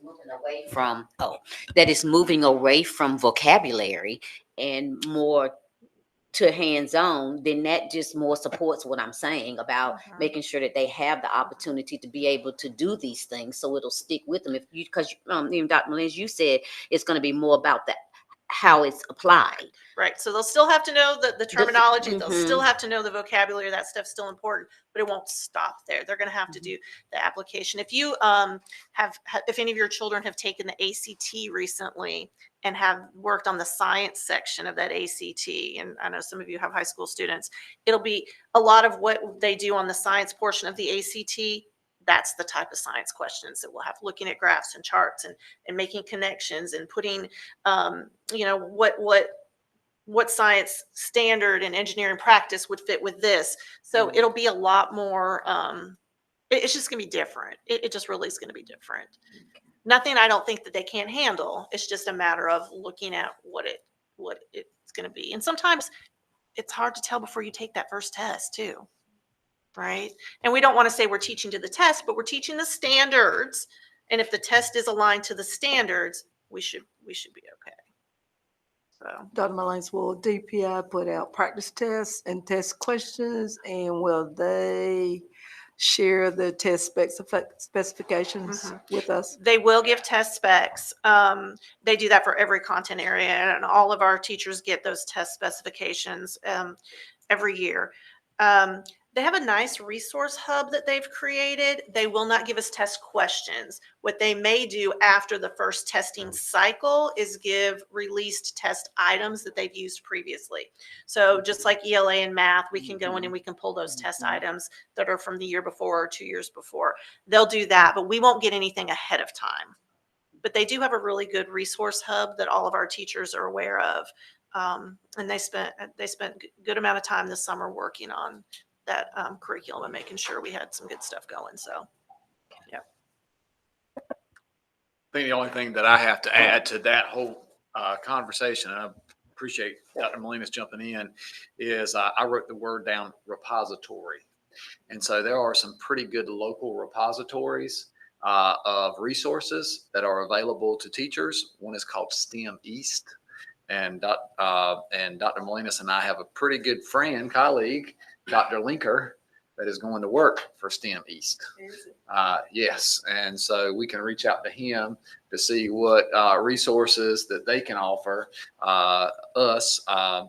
He reminded me when I was there at his retirement party with Teresa that he was going to work for them, that he would be willing to help us out. And then the second thing I would add is, Teresa kind of noted this, but we can probably expect, and this was kind of mentioned, sort of, that test scores probably may go down next year. But the second word I wrote down was resilient. Our students and our teachers are resilient. They talk, they communicate, they find out from other teachers, and they just discuss, how this was taught to these kids, and they find out the best ways to deliver the information. And as the next year goes, we'll get a little bit better. The next year, test scores will probably go up. So that first year, you can always kind of suspect a dip, an implementation dip. But after that, you'll see those test scores start going back up as our teachers become resilient and finding out what those questions look like and then how to teach it. Something that's sort of related to what I'm talking about, John, you'll have to find this in that memo. It's called,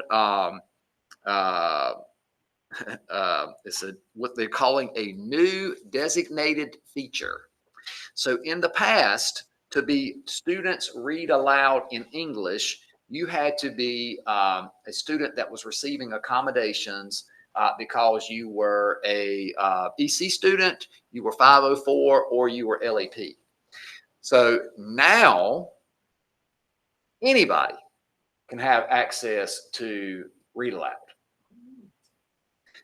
It's a new designated feature, but it has to be, well, it's supposed to be something that they generally receive in the classroom.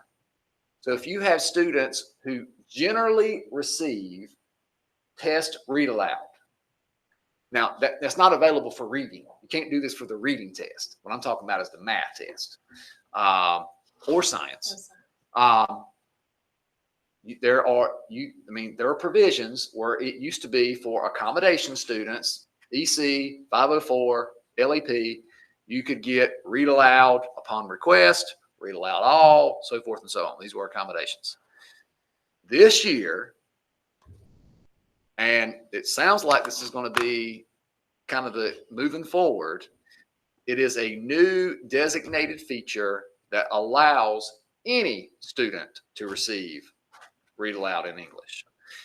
So that is a total break from how things have been done in the past. Will we have the people to do that?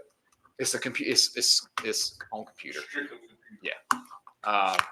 Teresa, do you know anything about that you want to add or share? Just that when Cheryl was looking into it, they have to be using that consistently throughout the school year. We can't wait till May 10th and say, I need her to have her stuff read to her. It has to be something that's been used from day one. And we know that this child needs that support, and we've been doing it consistently, and we're documenting it. So you just can't all of a sudden say, oh, let's read it aloud. So we have to come up with a way to do that documentation for students who are not. We do it. We document students with disabilities, 504s, LAP. We do that documentation. We're going to have the same system in place for students who may need it that don't have one of those designations. And So. this computer, you said it's just an option on the computer. Click it and the computer will read it aloud. So help me understand. I performed pretty good all year, but at the end of the year, I think I just would do better if those questions read to me. Help me understand why it's an issue that I not be able to request it at the end. Because the language, it just who consistently use the feature during classroom instruction. So they have to use it consistently during class. Because the language, it just who consistently use the feature during classroom instruction. So they have to use it consistently during classroom instruction. I understand what that says. I'm speaking if we step outside of that. Help me understand why that's. I have no. I don't know. Okay. We're just going off of what it says because that's what they're telling us, right? And so we're going to try to follow the letter of the. 504s, Yeah, you can't just start in April and May giving them those accommodations.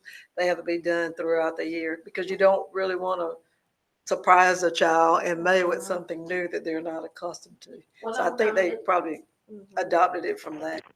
I'm sure as we move forward, there's going to be a lot of conversation around this because this is very, very different than what we've done forever. And none of us knew it was coming. It just showed up in there. And so I'm sure Cheryl and the district, the regional testing accountability meetings, they'll have a lot of conversation around this. So. I want to piggyback on what you just said. 504s, I get it. That's established within the year. What what I heard, this is what we set up for this child at the beginning of the school year. I don't care what happened to you or how your needs changed throughout the year. We're not making any adjustments to that. That's what I heard when you said that. If I didn't need read aloud at the beginning of the year, it doesn't matter what has happened to you throughout the year, that your needs may change. We can't make adjustments and modifications to meet the need of the kid. We got to stick to whatever we set forth at the beginning of the year. It doesn't have to be the first day of the year, but it has to be continual. But you can't wait till the last minute to say, oh, we don't read aloud to Carol. We hope she does better with read aloud. It has to be part of your instruction throughout the year. That's the way it is with IEPs and 504s. You just can't, if your needs change, it has to be documented that we just didn't do it for the test. It had been done part of your instruction throughout the year. Okay, that makes me feel a little bit better about what you said. Okay. Yeah, the old rule, Ms. Carroll, was 60 days. We had to provide that accommodation for 60 days. And if we had not provided it for 60 days, you could not receive it. So if 58 days ago, we figured out you need read aloud, you couldn't do it on the EOG. It had to be 60 days or more. Now, to go to what Dr. Molinas just said, you know, I'm in a group with a lot of superintendents and we meet pretty regularly.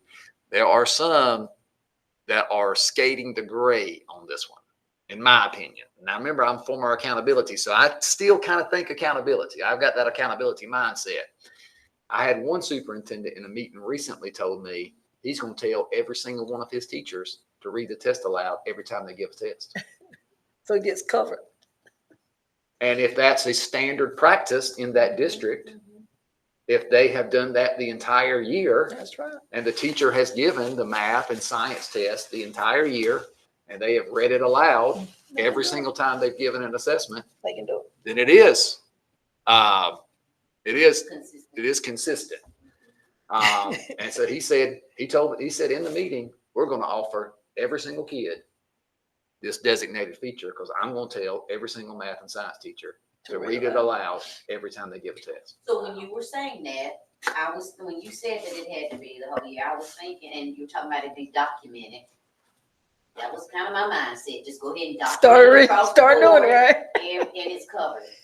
But It is, that's right. And as far as and I know you don't know all the details about his thought process with the example, but would that be every test or if it's a quarterly test or as long as the practice is consistent, I'm kind of buying into that. I think he's on to something to do whatever it takes to meet the needs of the students. And I'm hearing y'all, you've been in it a long time. I hear what you're saying about, like you said, it was 60 days. And if something happened on the 58th day, too bad for the kids. And what and I'm gonna move on in a minute, but what's got me warm inside is that we sit around as educators or making decisions about kids' lives, but we're not really taking into account for what their real needs are in a lot of these things. And I'm not just saying we at this table, I'm talking about the people who are making decisions about education in general. If something could happen on the 58th day that this kid can no longer comprehend it on their own, they could have a medical issue or something. It could be anything, but we're not going to do what's in the best interest of kids. That's what we say. Well, all of our decisions are kids focused. We're doing what's in the best interest of kids. However, we're not going to meet their need here. We're not going to meet their needs here. And I'm going to leave it alone for now. I just had to get it out. But medical issue was an exception. Yeah. So there were exceptions for certain. I think Dr. Rodriguez has a comment. Yes, I would like to interject right quick, and my apologies for not being there today. We're in the middle of still welcome week here at FTCC, but I have a few questions. I think hearing Ms. Worley speak, I think that the conversation that we're having right now, we're trying to be proactive, not reactive. My concern is what are we doing proactively when the time comes? Are we going to communicate with everybody? And I understand that the memo doesn't give us certain decisions yet and things. So I'm looking at it in the student perspective. Are we going to be proactive and reach out and say, well, you have an opportunity to accept or decline? So that covers us, and we're being proactive and offering it to all the students. I do agree to the fact that life happens, but I do think that as a system, we do have opportunities, if life happens, to reconsider decisions and to look at things differently for those respective students. I think that that's something that we can do. Then my next question is, as far as the instructional side, I heard that we were talking about that we're going to have a lot of resources, that we have this person, Dr. Linker, that he will be available and this and that. But proactively, are we looking at our calendar? Are we looking at teachers having some time to be able to analyze all this in addition to their duties? Because we're holding them accountable, and we're big on accountability, but we want to be sure to have a platform that they can truly be prepared to be able to do these testing and everything that we're going to change. So those are my two questions. I didn't get the first one. So I'll address the second one. I do have those science teachers coming back this year throughout the year. So like on October 4th, all the high school science teachers will be working together in a PLC, which I'm providing subs for, that they'll be able to work through the science. So we're putting those types of opportunities in place for them. They'll come together. They'll look through the first couple, I guess the first half of their course, kind of make some adjustments. They'll look at the next part of their course. They'll be able to talk to one another and just go through and make those. So we have those points set out throughout the year for them. So that's one of the things that we agreed to do this summer. We would support them and give them time to work together during the school year without it being after school, without it being on a optional work day, that type of thing. So yeah, so the first one will be October 4th with science teachers will be coming together to do that. So we've got those in place. Great, thank you. I got it. And Dr. Rodriguez, I'll read you the what it says about the designated feature. So it says, this is talking about the read aloud. And this is what it says straight off the memo. Designated features are part of North Carolina's accessibility framework and are available to certain students when the need has been indicated by an educator or a team of educators who are familiar with the student. So that sentence right there is saying that it's not, to me, is saying it's not available to every student. And so again, because I trust my teachers, I feel like that, we need to inform, and Cheryl is going to, she's already sent this out to our test coordinators. They're going to need to inform our teachers that it is no longer only available to certain students that are LEP, 504, EC, but it could be available to anyone who just seems to work better with test read aloud in English. Now, I will also say, as a former accountability person and somebody who likes the testing component, even for students who do have testing read aloud in English, many of those individuals choose not to use it when it comes to the final test. They don't either like the stigma, or they just decide that they don't want it read aloud to them. But for students that truly need testing read aloud in English for science and math, if the teacher shares that with the testing coordinator, we will make sure that those students receive that because now it is available to any student if they have that need. Thank you, Dr. Johnson. And you reading that for me brings a lot of things into light, because again, as a agency that's part of the bigger government, if we have a policy and a procedure, that's what we have to follow, then I think we stand to black and white. That's the policy, and we got to stick to what we got. So thank you, sir. You're welcome, sir. The only question I was going to have was, and I think you just answered it, but make sure I'm thinking like you are. When you said some of your superintendent colleagues one maybe living in the gray, was it related to that particular sentence? When that individual said, "I'm just going to tell them all to read every test," is that kind of what you were getting at when you talk about when that sentence says certain students? So we weren't talking about the memo. Yeah. He just brought up this as something that was on his mind at the end of the meeting. We talk about, questions that we're facing, things that are going on in our district, and he brought up the designated feature. And he said, in my opinion, if my teachers are reading every test aloud all year long, and he said all year, Ms. Carroll, he said, in my opinion, that is consistent. And if it's consistent practice in my district, then all my students should have it available to them. Now, if they decide not to use it, that would be up to them. So that was his interpretation. Again, we'll have to wait and see. This was a memo in July that they sent to every single superintendent and every single test coordinator. So there may be some additional discussion, as Teresa noted, with our, what they call them, the RACs. The RAC stands for Regional Accountability Coordinator, and that will maybe come down from them on how this feature can be utilized. But right now, this was just a memo. It's not that I'm aware of. It hasn't been discussed in the accountability venue yet, but I'm sure that Cheryl will get more and more information on it. Well, and after you read that out loud just then, and that's the word certain, then the way he's looking at it, that's everybody, so that's not certain. We just need to make sure it doesn't turn into a slippery slope, because there's nobody that's going to read their ACT to them. There's nobody that's going to read their driver's test to them. There's nobody, do you know what I mean? So we've got to make sure, if it says certain, and we identify students who we know this would benefit, absolutely, and those students will be benefited by it. But we just don't want a slippery slope like that gentleman and blanket it.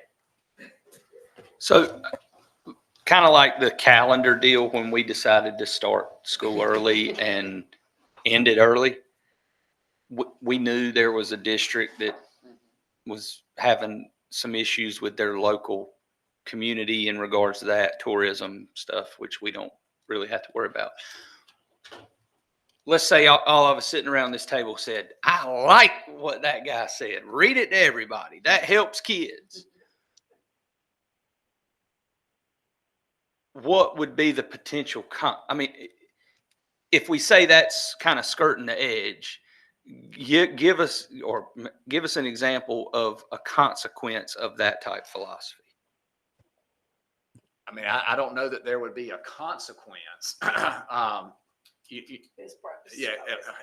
Is it a best practice?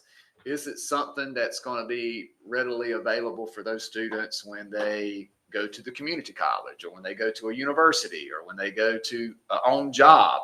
They're working for Russ or Jeremy, and I ain't gonna read that. So we want to benefit kids. And then and then thinking of best practice, what jogs my thought in that, Mr. Hales and Dr. B, is it a best practice just within the classroom? Right. That every day when we give just not even a common assessment, when we just give a test, that we're going to take the additional time it would be required to read it aloud is that best use of instructional time, I guess. Are we also reading multiple choice? Are we also reading the answers as well? Yes. Yes, you do. Yes. So tone can take in consideration for this answer while we're reading the question, then could it not? It's not supposed to. Yes. Not on the test, because the test is read by a computer. But if I'm a teacher and I'm like, and I read it there's always a little bit of that, absolutely. So, but the test is read by the computer, so it's And read aloud is not best practice for every child. It could be a distraction or could frustrate some children. Yeah, yeah, yeah. So it's not fair. It says certain students when the need has been indicated by an educator. So it's not a blanket, I don't think. All right. Keep this one down, Hattie. No, we're good. We're good. Are you ready to move on? Yes, ma'am. Okay. It's gonna try. No, I need to back up a minute. Just a minute, briefly. I'm still on this science thing. So, when we talk about, when I ask you about resources for the science teacher, I understand it's new. You told them to give you their list. So we'll be better equipped for next semester because they would have taught it through this semester and have an idea of what they need and they would know what to ask for next semester. So as they go through this semester and say they are realizing what they need, I do my lesson plan on Sunday for this week and I need these 3 things here. And I'm gonna go buy them because my students need them. Do we have something in place that we can, some reimbursement or some kind of resource for, so my question is, as they're preparing their lesson plans for this semester, we know that they have no idea what they need because everything is new for them right now.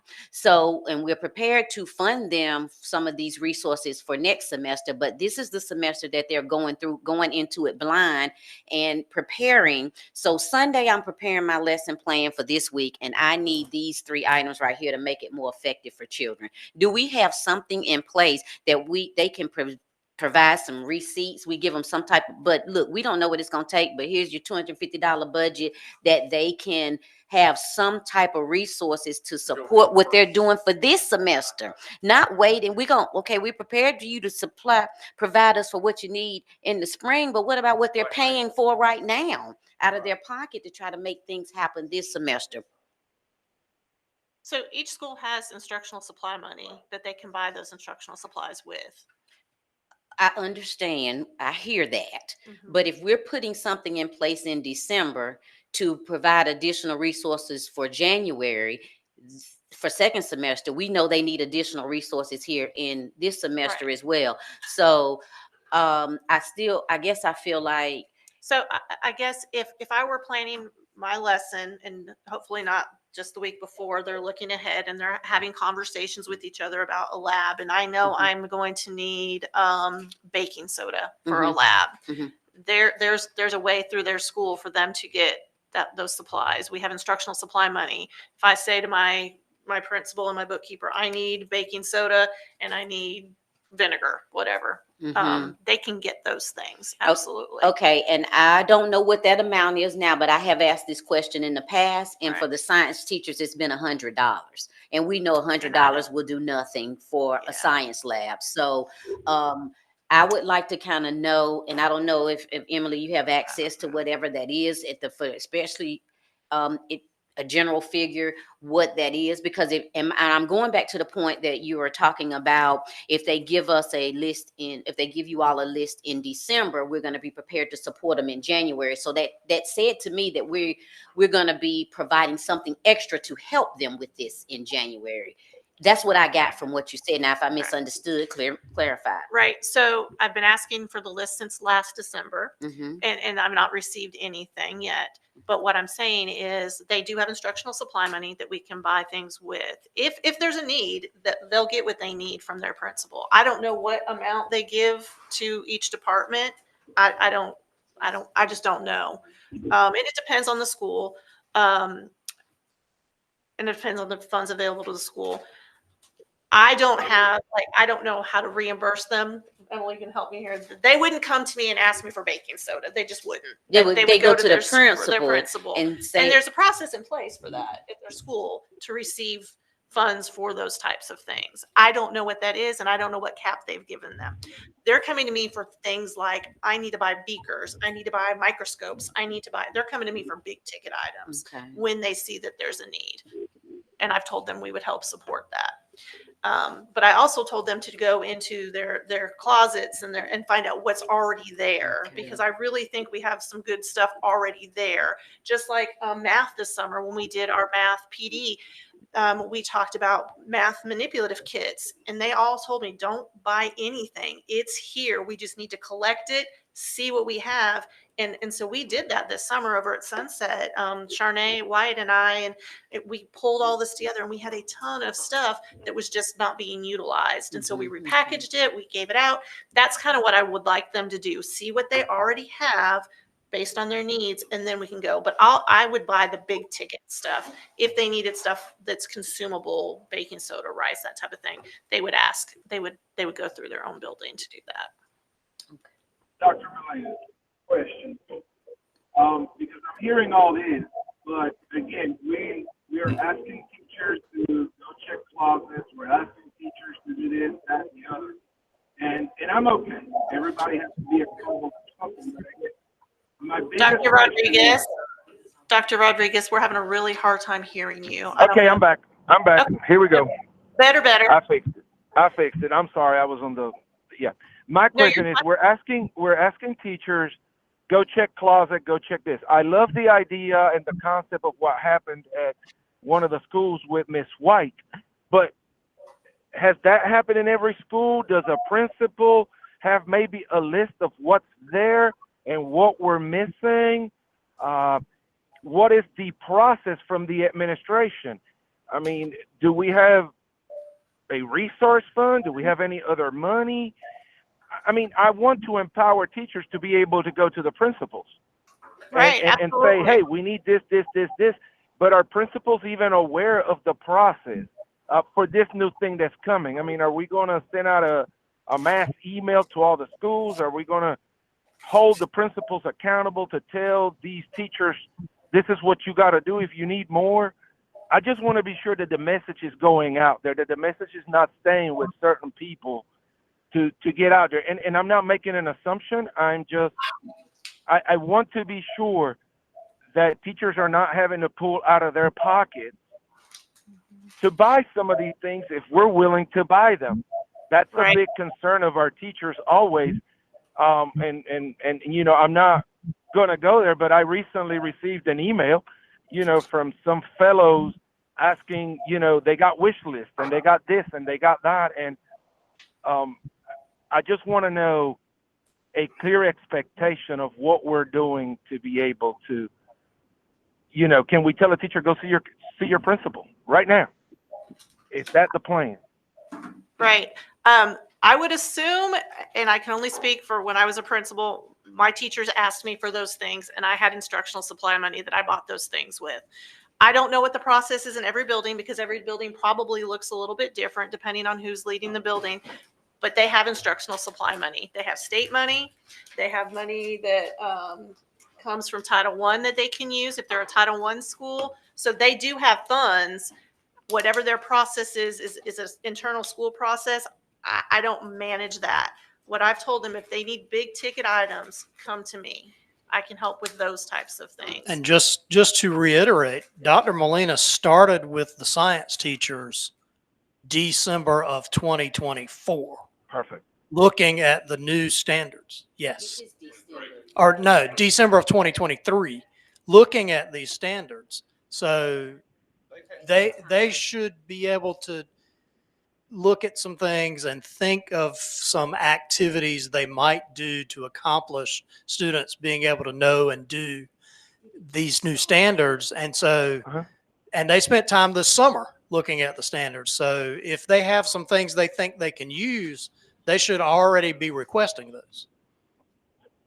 And that's my question. I want to empower teachers because they listen to our board meeting. I want to empower them to walk in tomorrow and say, I need this, I need that.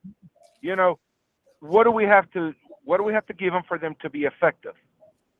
We do a lot of great things, and that's what I want to be sure that we're doing. They would do that.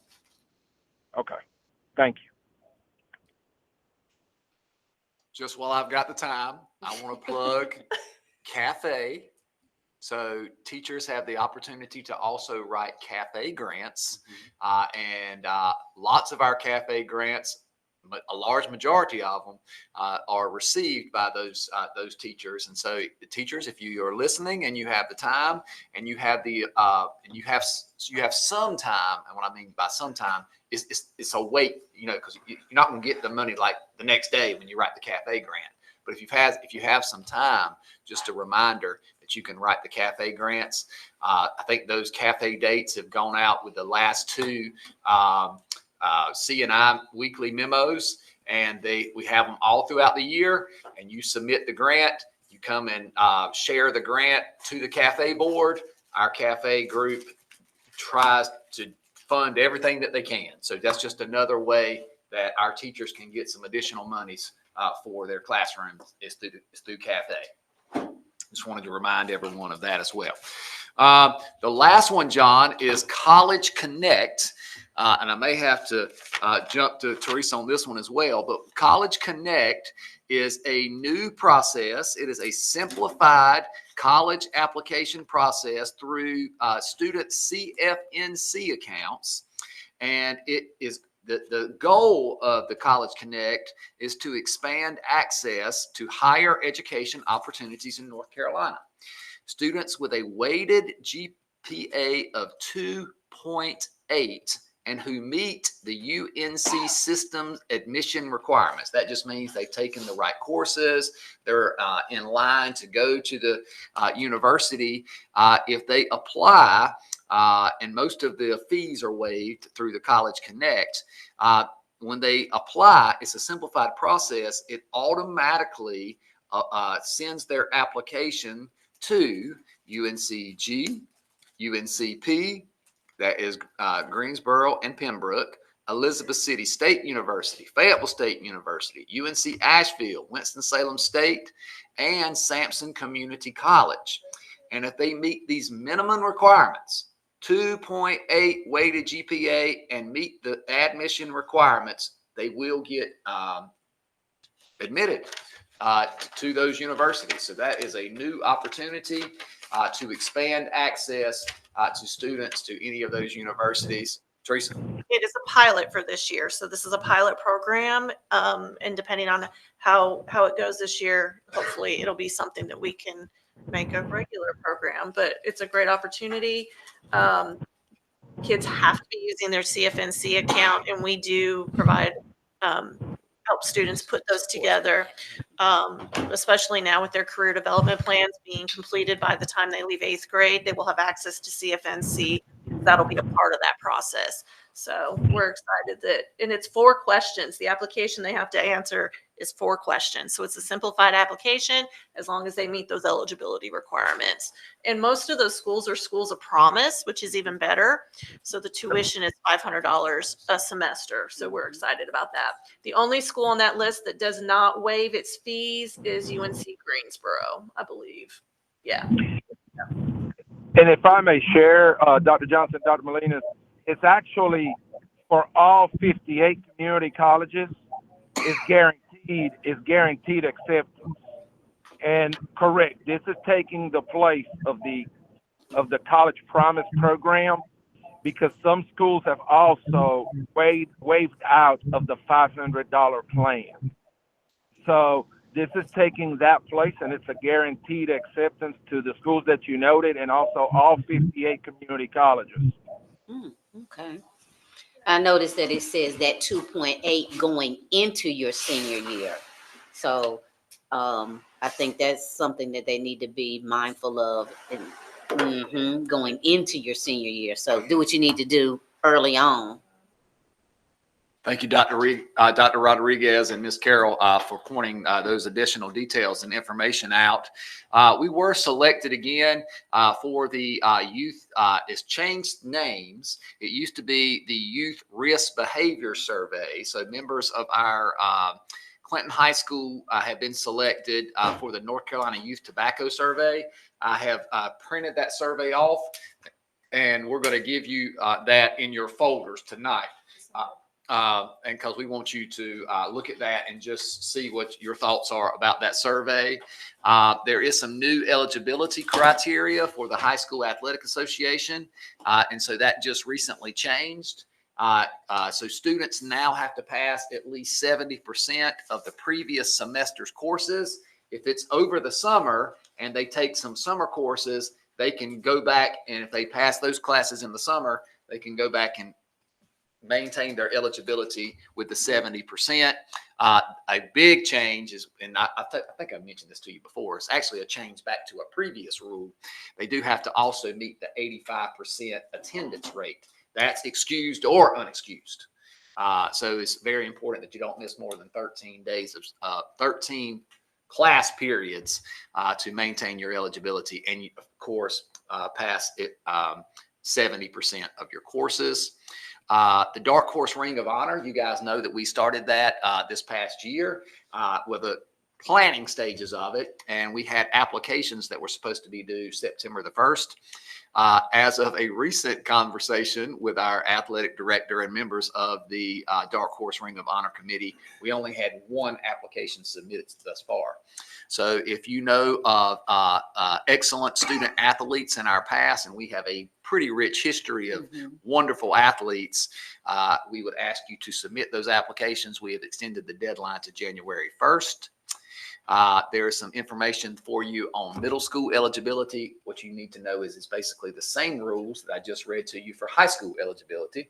70% of your previous semester's classes and 85% attendance rate. That's available for you there.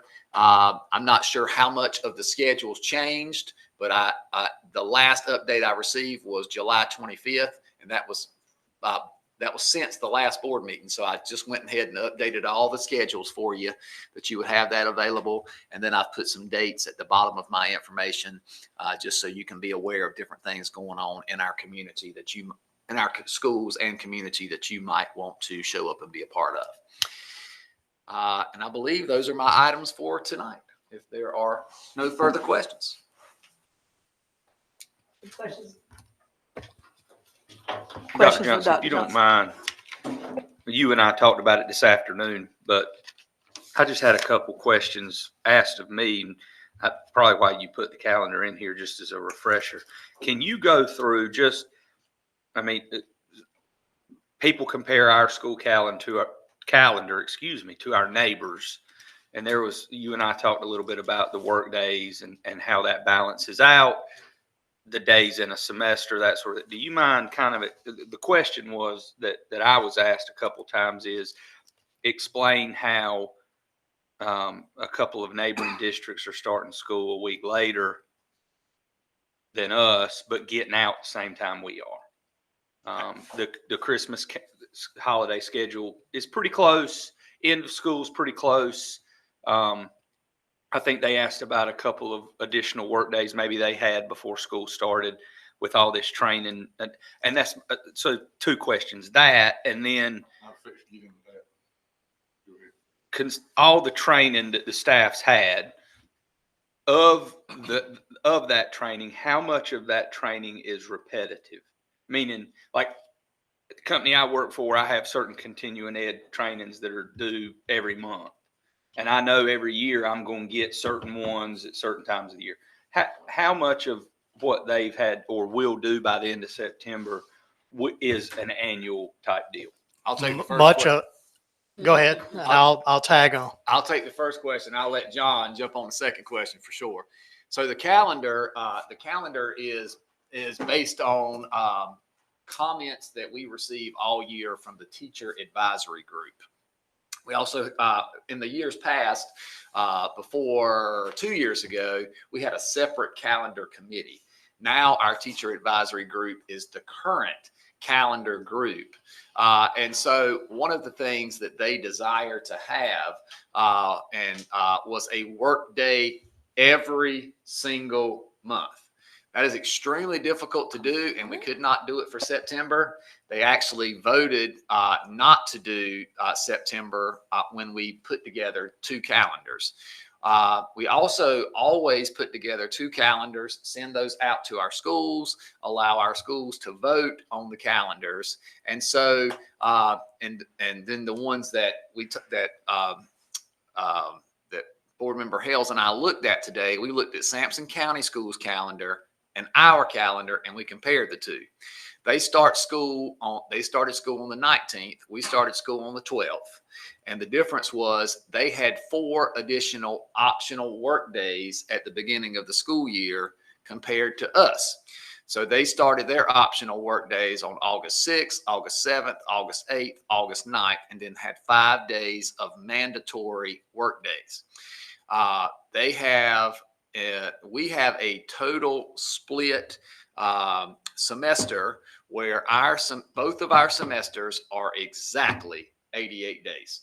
First time in the history that I know that I've been working on calendars that we've had exactly split the same amount of days, which for the high school is really important. But what we've done with our calendar is we have our optional work days instead of at the beginning of the school year, and that's basically the majority of them. We've spaced ours out throughout the entire calendar.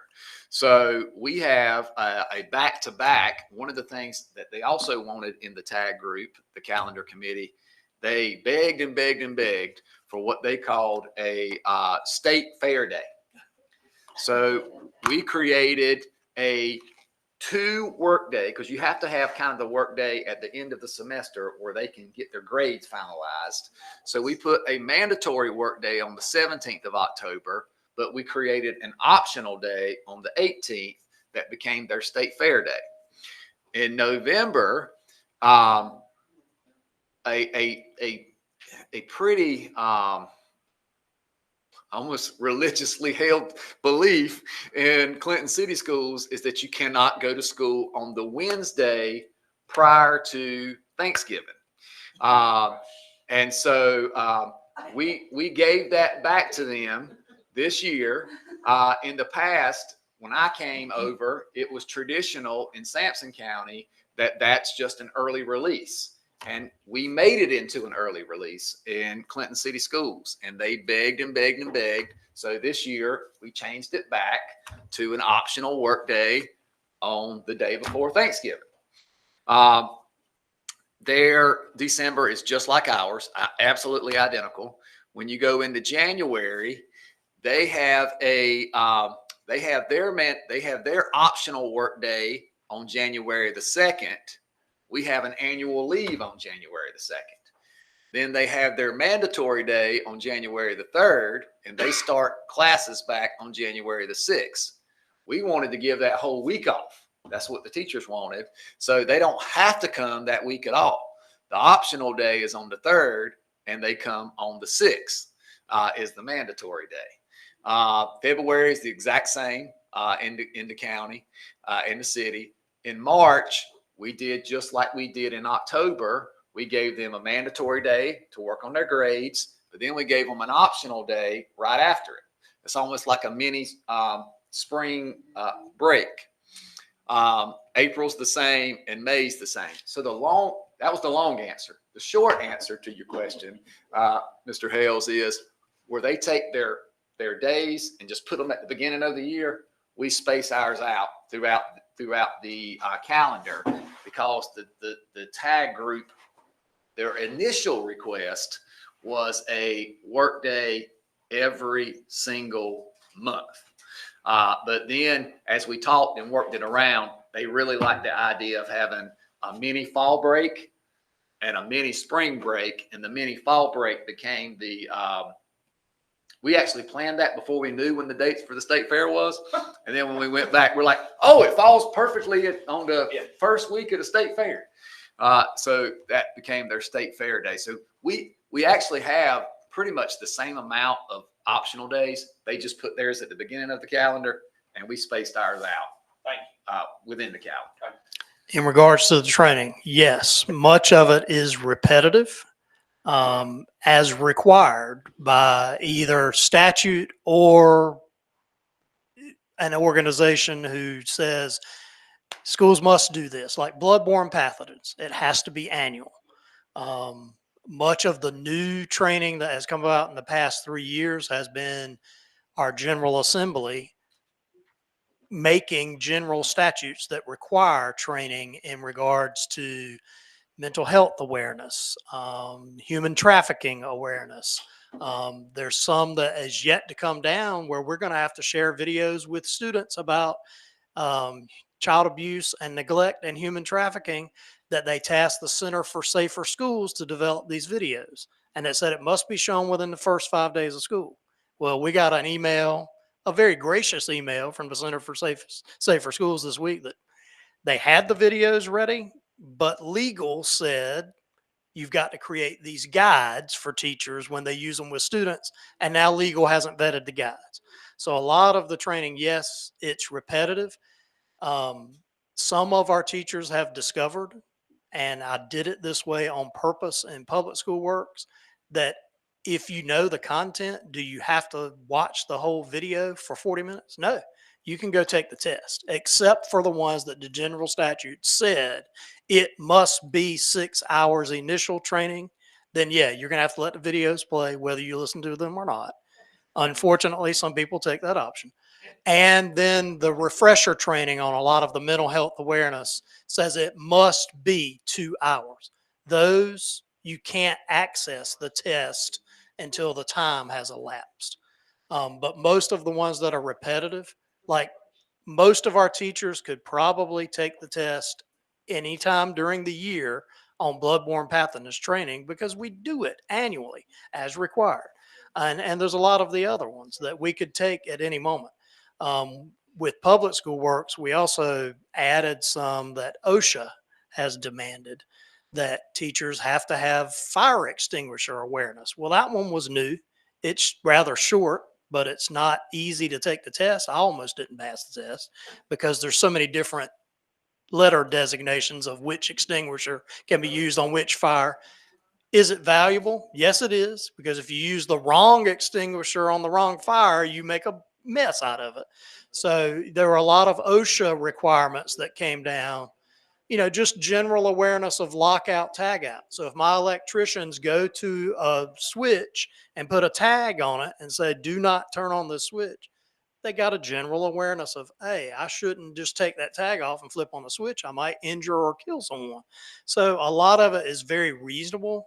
It just, it's hard to get it, you know, and we gave a gracious plenty of time. It opened in July and is not all due until the 30th of September. So we tried to give a gracious amount of time to allow that. And like I said, there are some that you can literally go to take the test and you'll get your certificate. So if you know the content, the point is that you know the material and you can act appropriately in whatever circumstance. But yes, some of it is repetitive, but it's required to be annual. I was talking to a teacher.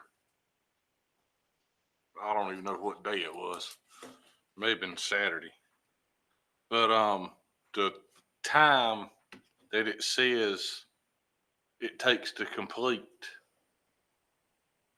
didn't match up with what it took that teacher to complete.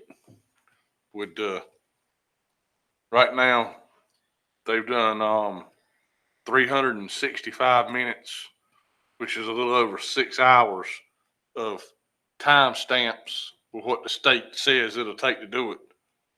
In reality, it took 10 hours, 20 minutes, and 14 seconds to get that 6 hours of stuff done. Is that Depends on the learner. Mine, I've done the timestamp between Infinite Campus and Public School Works, because I had to do Public School Works too. My timestamp said it should have taken me 120 hours, but I completed it in 60. So it's going to be different for every adult, just like it's different for every student learner. Some people are going to have to really go through the content slowly and repeat it so they can get the passing percentage of 70% on the test, where others, they'll have quicker recall and they'll just nail the test the first time. So it's going to be different. And any place that tries to rate the minutes, they try to put it in the middle.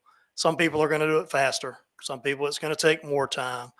It's going to be hard to nail that down perfectly it's everybody, 90% is going to take this time. Probably not going to be able to rate it specifically that enough. So yeah, it's going to be different for each individual. I've had the same thing. I've had people say, well, that one said 15 minutes, but it took me an hour before I could pass the test. I'm like, you'll have to, it's got closed captioning. You can, read it if listening to it doesn't get it to you. And, we try to make it as accessible as we can. Are we gonna have any help between when's all this stuff got to be done? September 30th. Are we gonna have any help for the teachers to get this done? Or, besides teaching children, how to eat with a fork and wipe their bottoms and do everything else? Are they, I mean, when are they going to have time besides on their own time? Well, again, to do this? I showed you the stuff on the good news. A lot of it has already been done. Also remember that we gave them 7.5 hours on the day that we had telework on the hurricane day. That was 7.5 hours, that they had some stuff they had to do. But we were hopeful that the full 7.5 hours would be spent on. And if you spent your 7 hours on just 6 hours worth of work and it took you 10 hours to get it done, what's the other 4 hours? Well, we have a lot of teachers have planning. So like my wife has a 2-hour planning every day. So she has third block planning at the middle school. So that's a 2-hour block that she can, work on that training.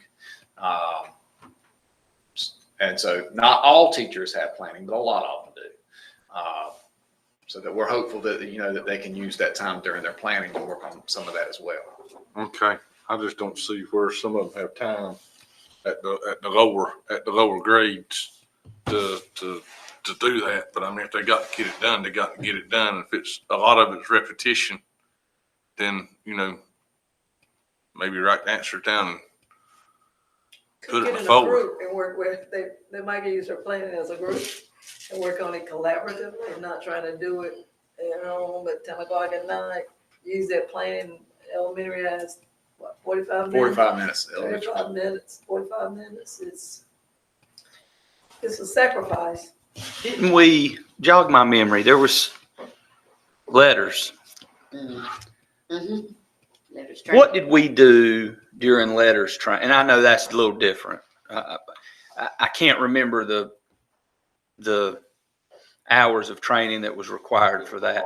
But I know it was a ton, right? But yeah. But didn't we do a couple half days or something? Now, I know that's a more lengthy training deal. I'm not trying to relate the two, but didn't we do what did we do? We did give, the state provided us money specifically for letters training out of pot 085, and we were able to pay for some subs out of that but we had a pot of money specifically for that because they knew that 80 hours of training was gonna be lengthy. So, but we were given money to do that. 80 hours. Yeah, 80. Wow. Twice. She keeps saying it back here. Twice. 60. 80 for the first module, 80 for the second module. I remember we did a couple of half days or something like that. I'm good. All right. Thank you so much. And congratulations to all the staff and students who have achieved phenomenal feats during the summer and first part of this year. We appreciate your hard work. Next item is the board items, and you can just click on that. Lead training is regional. The Southeast region is next Wednesday from 10 to 1 in Jacksonville. Dr. John, you still going? I am. Dr. Johnson, signed up to go. If you still want to go, it's not too late, right, Ms. Hayes? You can check with her. It's 10 o'clock to 1 o'clock next Wednesday. Also, Black Caucus is October 3rd through 5th. I'm not sure if that's in your folder or not. If you want to attend that, it's in Raleigh. Ms. Hayes can sign you up for that. In your folder, you should have a letter from Charlotte-Mecklenburg Schools to legislators regarding urging them and encouraging them to pass legislation to pay our employees more. And several school districts are sending their own letter. I want you to look at the Charlotte Meck letters, see if you want us to draft one similar, or I think we can use the same one if we need to urge them to pay more money. And I would certainly say anytime we can urge someone to pay more money, I think we should do that. Dr. Johnson mentioned the Youth Tabasco Risk Survey. Clinton High School has been selected to participate. It is optional. Be sure you read each one of those survey questions to see if you want our students to participate in that. Of course, we've already talked about the school calendar, and you should have Dr. Johnson's evidences in your folder as well, to look over his evidences for the goals that he had adopted for last year's performance. And that's all I have. Our next regularly scheduled meeting is September 18th, 4 o'clock, and it's going to be here. Yes. Right here. Yes. That's correct. One more thing, Ms. Brunson. Okay. I would love to start for the board to go to a school. Okay, you want to plan a fall visit? I wanna 3 o'clock to 4 o'clock and listen to what anybody's got to say. If nobody shows up, nobody shows up. But I want to be there to listen to what employees, parents, anybody has got credit problems, happy or sad. Are you recommending one school visit for the district or? One school a month. Oh, one Till school we a get month. them all done, and then we'll reevaluate and then turn around and do it again. All right, I can make that happen. You'll have to give me some dates that you're available from 3 to 4. Anytime.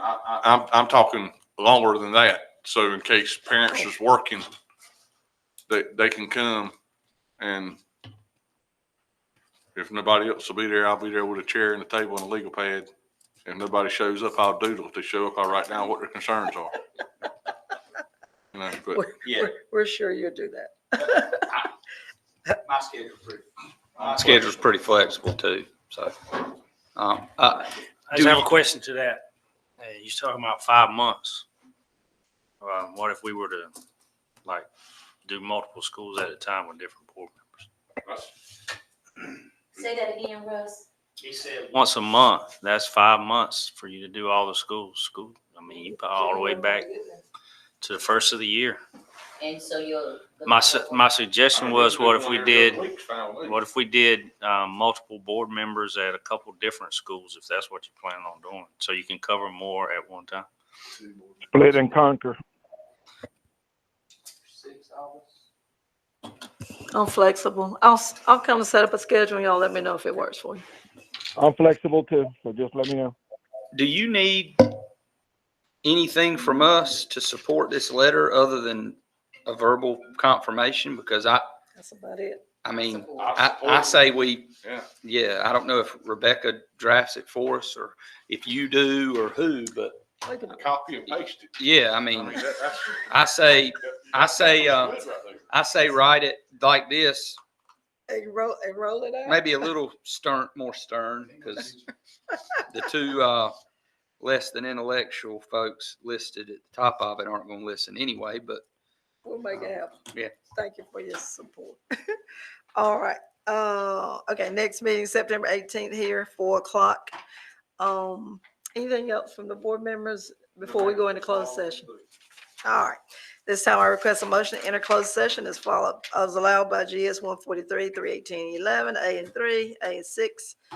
Can I get a motion? Make that motion. Motion made by Mr. Edgerton, a second. Second. Second by Mr. Hales. All in favor, let it be known by the word aye. Aye. Aye. Let's take a 5-minute break and resume in the room in the back.